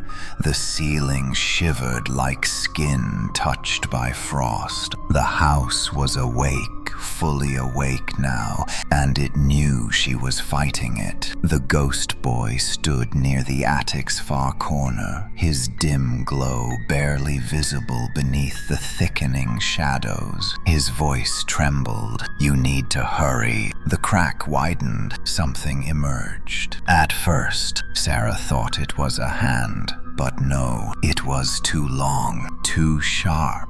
Too many joints bent in the wrong directions. It dragged along the floor, scraping gouges into the wood. A second limb followed, then a third, then a fourth. The creature that crawled out had too many arms and not enough legs. Or perhaps it had more legs than anything alive should. Its limbs were thin like tree branches, yet strong enough to crack the boards under its weight. Its head, if it could be called that, was a mass of writhing shadows, with faint, pale impressions of faces trapped with iron. Whispers bled from the shapes in its head. Help! Open! Join! Let us out! Let us in! Let us wear you! You're next! Sarah clamped her hands over her ears. Stop! Stop! The creature turned toward her. It didn't walk. It skittered fast. Precise, horrifying. Its limbs clicked with every unnatural pivot of its body. Sarah scrambled to her feet and ran for the far wall, but the attic folded itself, boards rising into ridges to force her toward the center. The creature followed effortlessly, climbing up the wall like a massive centipede made of shadows and bone. It crawled upside down across the sloping ceiling, its limbs extended, reaching for her. The ghost boy shouted, "Don't let it touch your skin. That one steals memories." Sarah dodged just as one of the limbs shot down. It grazed her jacket, instantly bleaching the fabric into a dull, colorless gray. Threads disintegrated into dust. Sarah gasped and rolled away, heart hammering. The creature hissed from its many mouths, angry that it had missed. Where is the second lock? Sarah screamed. The ghost boy pointed toward a dark tangle of rafters on the opposite side of the attic. There, behind the beams, Sarah's stomach lurched. Between the warped rafters was a small, ancient door barely visible, but unmistakable. Not a normal door. A hatch etched with symbols that hurt her eyes when she tried to focus on them. The second lock. Sarah sprinted toward it. The house reacted immediately. The rafters twisted downward like ribs trying to cage her inside. She ducked, rolled, stumbled over broken boards, her breathing ragged. The creature skittered after her, limbs stabbing into wood, shaking dust and debris into the air. One limb slammed the ground in front of her, another behind her, then another. It was trapping her. A limb wrapped around her ankle. Sarah screamed. Cold shot up her leg, a numb, devouring cold. Memories flickered her mother's voice, her childhood bedroom, her first day at school blurring at the edges, slipping away like sand pouring through fingers. No, no, she cried, kicking wildly. She slammed her fist against the limb gripping her. Her knuckles cracked with pain, but it loosened enough for her to wrench free. She crawled forward, dragging herself toward the hatch, tears streaming from her eyes. The creature shrieked, a sound like hundreds of voices screaming at once. Sarah reached the hatch. It vibrated under her hand. The keyhole was old, rusted shut, surrounded by carved symbols that seemed burned into the wood. The lines pulsed faintly with a dull, sickly glow. Sarah looked at the iron key. It burned in her palm. She shoved it into the lock. It didn't fit. Her breathing stopped. No, please, please.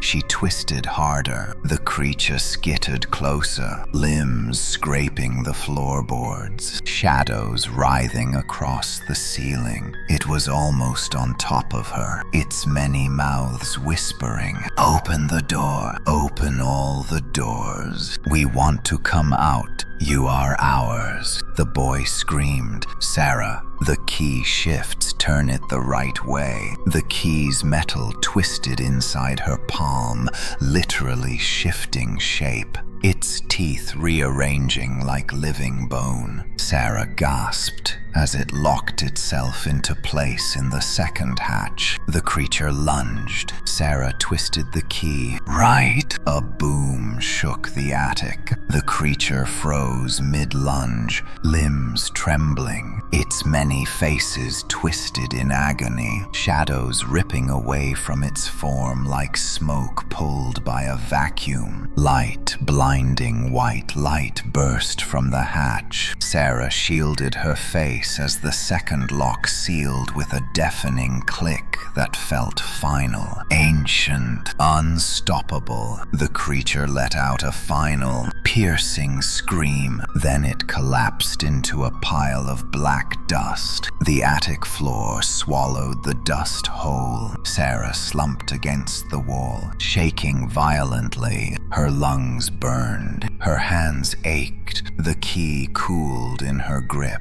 The ghost boy appeared at her side, his dim glow flickering like a candle about to extinguish. "You did it," he whispered. "The second lock is closed." Sarah wiped a tear and nodded. "Where's the third?" The boy didn't answer. He looked toward the chain door at the center of the attic, the one she sealed first, the one she thought she had controlled. The boards began to move again, slow, creaking, breathing. The chains rattled violently, rising into the air like snakes preparing to strike. Sarah's heart stopped. The boy whispered, "It knows what you're doing." The attic shook violently this time. A beam cracked overhead. Dust rained from the ceiling. The floor splintered. Sarah crawled to her knees. "The third lock, tell me where it is." The boy shook his head, terrified. "I don't know where it is inside the house." Sarah's blood ran cold. "What do you mean you don't know?" The boy's voice shook. "Because the third lock, isn't inside the house." Sarah stared. Then the attic floor split open beneath her. A massive claw dark, skeletal, dripping with cold shadows burst upward, grasping the boards and tearing them apart. The creature behind the door was forcing its way out. Sarah screamed as she fell through the collapsing floor, plunging into darkness. The boy reached for her, but his hand passed through her like smoke. Sarah fell, past beams, past twisting walls, past screaming shadows. The key glowed brighter than ever as she dropped into the depths of the house, toward the thing behind the door. And then everything went black. Sarah didn't remember the moment she stopped screaming. She only remembered falling, endlessly, weightlessly, like the house had swallowed her whole, and gravity no longer applied to her. Air whipped around her ears in icy currents. The darkness wasn't empty. It shimmered, as if made from the same pulsing shadows that filled the attic. They crawled across her arms and legs, reaching, probing, whispering, "Sarah, we know your memories. Let us inside. Let us finish what your blood began." She clenched her eyes shut, curling inward as she dropped through the writhing void. "No, stop, get out of my head." But the whispers only deepened, becoming more distorted, like voices speaking through broken glass. Below her, something glowed, a dim red circle, carved into the floor of a chamber she had never seen. It pulsed slowly, like a heartbeat. The fall slowed, as if invisible hands were lowering her toward it. She hit the ground hard. The air left her lungs in a violent burst, and she rolled onto cold stone, solid, uneven, ancient. Her ribs burned with sharp pain. Everything around her spun. She pushed herself up, shaking, coughing, her palms scraping against gritty,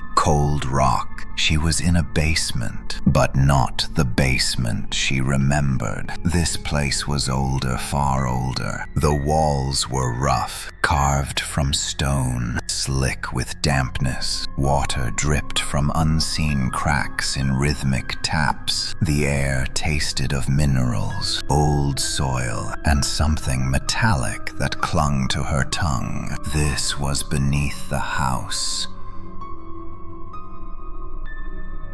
No, this was beneath everything. The red circle pulsed again, illuminating the room in a dull, blood-like glow. Strange symbols jagged, looping, alive, were etched into the stone. Some carved, some burned, some looked like they grew. The hair on Sarah's neck bristled. She was standing inside a ritual chamber, and she knew instinctively this was where the door had been born. A low groan echoed through the chamber's depths, making her spine stiffen. She spun, her heart hammering, but the chamber stretched far into darkness, long roots dangling from the ceiling like tangled veins, dripping steady trails of cold water. The house wasn't built on this. The house was built over this, like a parasite hiding an older infection. Sarah forced herself to stand. Her legs trembled beneath her, barely stable after the fall. She looked around frantically. The third lock,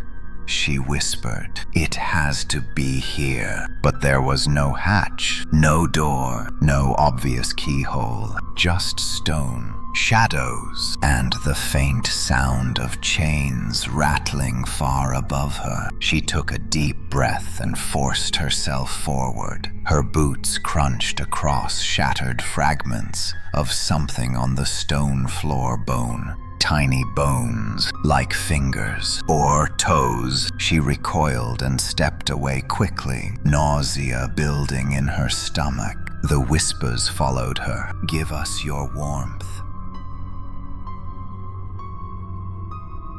Give us your breath.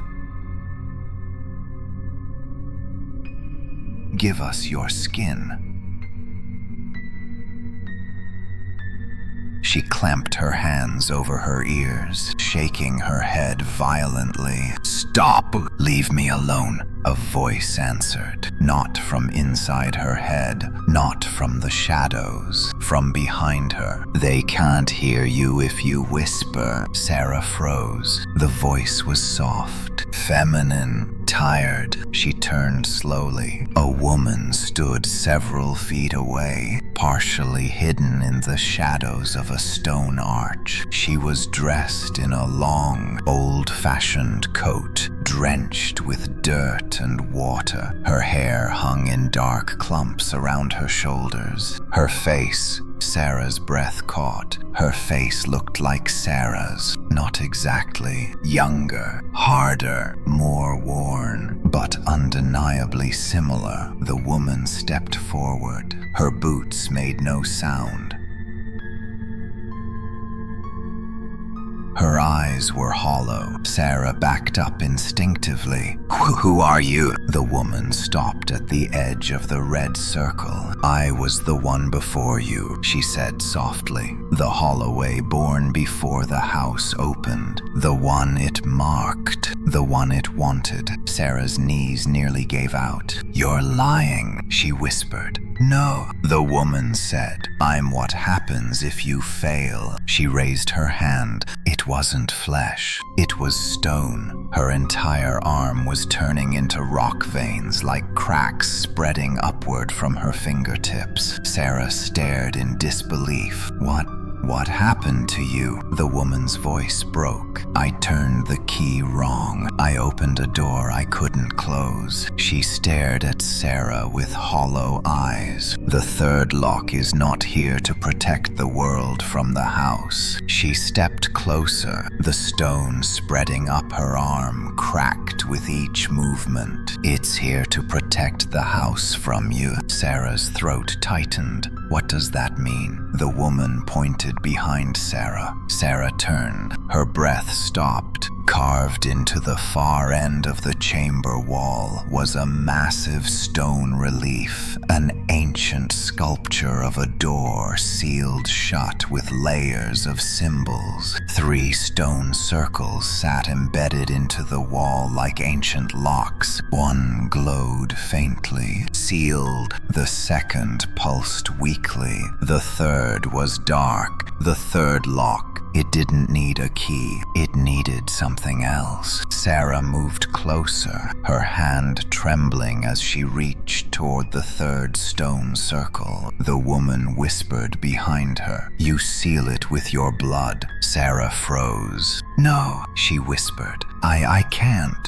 "You must," the woman said. "Only the marked bloodline can close the third lock, but it will take something from you." "What?" The woman stepped fully into the red glow. Her stone arm glimmered with fractures. "It will take your memories, your voice, your warmth, piece by piece, until you are like me." Sarah stumbled backward. No, there has to be another way." "There isn't." Sarah shook her head violently. The woman stepped closer, eyes soft with sorrow. "You don't have to choose today." Sarah looked up sharply. "What do you mean?" The chamber trembled. A deep groan rippled through the stone. The red circle dimmed, then brightened again. "It's coming," the woman whispered. "The thing behind the door. It knows you're here." From the darkness at the chamber's far edge, enormous shapes moved, vague silhouettes, towering and grotesque, shifting like shadows given weight.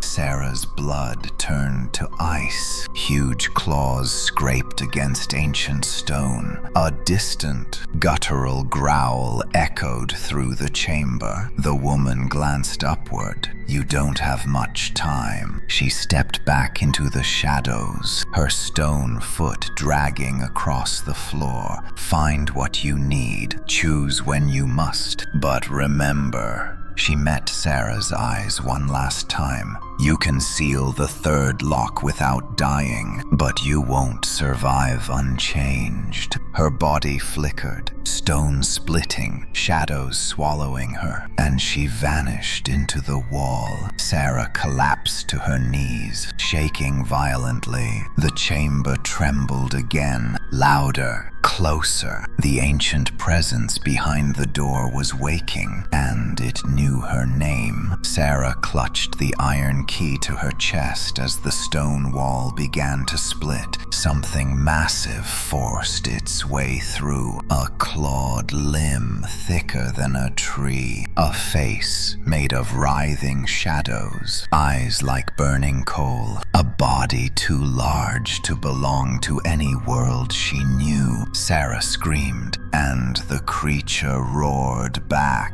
Sarah clung to the cold stone floor as the monstrous limb tore fully through the chamber wall, dragging slabs of ancient rock with it like wet clay. Dust exploded into the air, blinding her, choking her lungs. The earth-shaking roar that followed vibrated deep inside her bones. It was not merely sound, but something older, something that echoed through memory, blood and marrow. The creature behind the wall wasn't fully visible yet, but what she could see was enough to collapse her courage. A towering silhouette made of writhing shadows and jagged stone, eyes smoldering like dying suns, limbs shaped from the absence of light.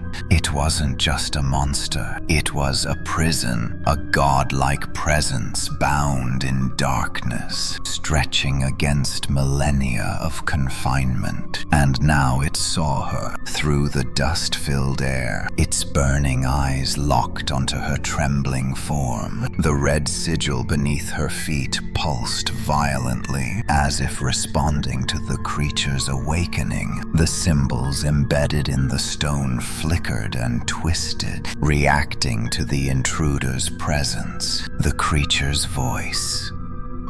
if it was a voice, rumbled through the chamber, vibrating the stones, the roots, even her heartbeat. Holloway. Sarah froze. It knew her name. Your blood opened the first lock. Your fear fed the second. Your life will break the third. Sarah backed away on all fours, her breath rapid, her heart destroying itself inside her chest. Fear clawed at her throat, threatening to overwhelm her. No, she whispered. No, I won't let you out. The creature pushed harder. The stone wall cracked like ice under pressure. Huge pieces shattered and fell, smashing into dust inches from her feet. A claw the size of a small tree scraped the floor, dragging a trail of sparks across the ancient sigil. The house groaned above her. The world groaned around her. The ghost boy's voice echoed faintly, so faint she wasn't sure if it was memory or presence. You must seal the third lock.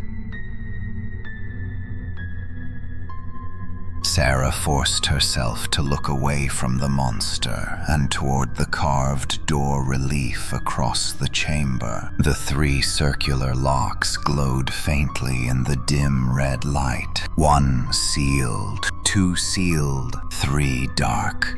Waiting, she staggered toward it. The creature roared. The floor shook so violently she fell forward, her palms skidding across the stone. Sharp pain shot up her arm, but she crawled, dragging herself toward the ancient wall as the monster's massive shadow stretched across the chamber. You carry the mark, the creature thundered. You are chosen. Open this door. Girl, I won't. Sarah screamed with tears streaking down her face. Then you will be unmade. The creature reached for her. A massive claw slammed into the ground where she had been seconds ago. Stone exploded around her. Shards flew across the chamber like bullets. A jagged piece sliced across her shoulder, hot blood spilling down her arm. She staggered up and threw herself against the wall where the third lock sat. The circular stone disc was warm under her touch, humming faintly. It reacted to her presence. The symbols along its edge flared, then dimmed. Recognizing her bloodline, she pressed her hand against it. The symbols pulsed. Nothing happened. No, come on, come on, she cried, slamming her palm harder. Behind her, the creature dragged more of its body through the opening. Its massive torso emerged an impossible tangle of ribs, shadows, and glowing cracks where bone turned to darkness. Its head scraped the ceiling, sending down cascades of dust. Blood, the woman's voice whispered again in Sarah's memory. It needs your blood. Sarah looked at her shaking hands, then at the monster nearly fully inside the chamber. She had no choice. She pressed her wounded shoulder to the stone lock. Her warm blood smeared across the ancient symbols, filling the grooves. The stone circle glowed brighter, then began to turn on its own, grinding with a thunderous scrape. The creature shrieked a violent, echoing sound that shook the chamber. No! The monster lunged. Sarah shoved her entire weight into the stone mechanism, pushing it faster, blood smearing in frantic strokes across the carvings. The disc clicked once, twice. The creature's claw wrapped around her torso and lifted her from the ground. Sarah screamed as the crushing grip pressed into her ribs. Pain exploded across her chest. White hot and blinding, the creature held her high, its burning eyes inches from her face. You belong to us, it hissed. You were born for this. Sarah choked, her breath strangled. I wasn't born for you, she gasped. I was born to end you. With her last strength, she grabbed the glowing stone circle with one blood-soaked hand and slammed it into place. The lock sealed with a deafening boom. The entire chamber erupted with white light. The creature screamed, a scream of rage, loss, agony. Sarah fell from its grasp as its massive claw dissolved into shadow mid-air. She hit the ground hard, rolling across the pulsing sigil. Her lungs burned, her vision blurred. Chains of light erupted from the stone lock and wrapped around the creature's limbs. It thrashed violently, slamming against the chamber walls, its roars shaking the ground. Stone cracked, roots snapped, dust rained down like snow, but the chains held. The creature screamed as the chamber sealed around it. The opening it had crawled through began to close, stone flowing like molten metal until only darkness remained behind it. The creature lunged one final time. A claw swept out, slashing across Sarah's side. Her body twisted from the impact, pain slicing through her like serrated glass. She collapsed onto the stone floor, gasping, bleeding. The creature howled and vanished behind the reformed wall as the chamber sealed completely. Silence. Then a faint glow. The carved stone relief shimmered softly. All three locks now pulsed with a warm, dim light. Sarah forced herself onto her knees, trembling uncontrollably. She crawled toward the wall, touching the stone. The glow brightened under her hand, then faded. The chamber grew quiet. Too quiet. She collapsed onto her back, staring at the ceiling with her vision blurring. Her breath slowed. Her limbs grew heavy. The pain spread. The whispers faded. The house above her was silent for the first time. Completely silent. A small figure stepped into view. The ghost boy. His form flickered, dimmer than before. You did it, he whispered, kneeling beside her. All three locks are sealed. Sarah smiled weakly through her tears. I don't feel like I won. You didn't win, he said softly. You endured, and sometimes that's enough. Her vision faded at the edges. Will I die? She whispered. The boy's expression softened. No, he said gently, but nothing that survives this place leaves unchanged. Sarah exhaled slowly. Her hand loosened around the iron key, which now lay cold and inert beside her. The boy placed his small hand over hers. Rest, he whispered. You've held back the dark for now. The chamber dimmed. The red sigil faded. Sarah closed her eyes, and the house finally stopped breathing.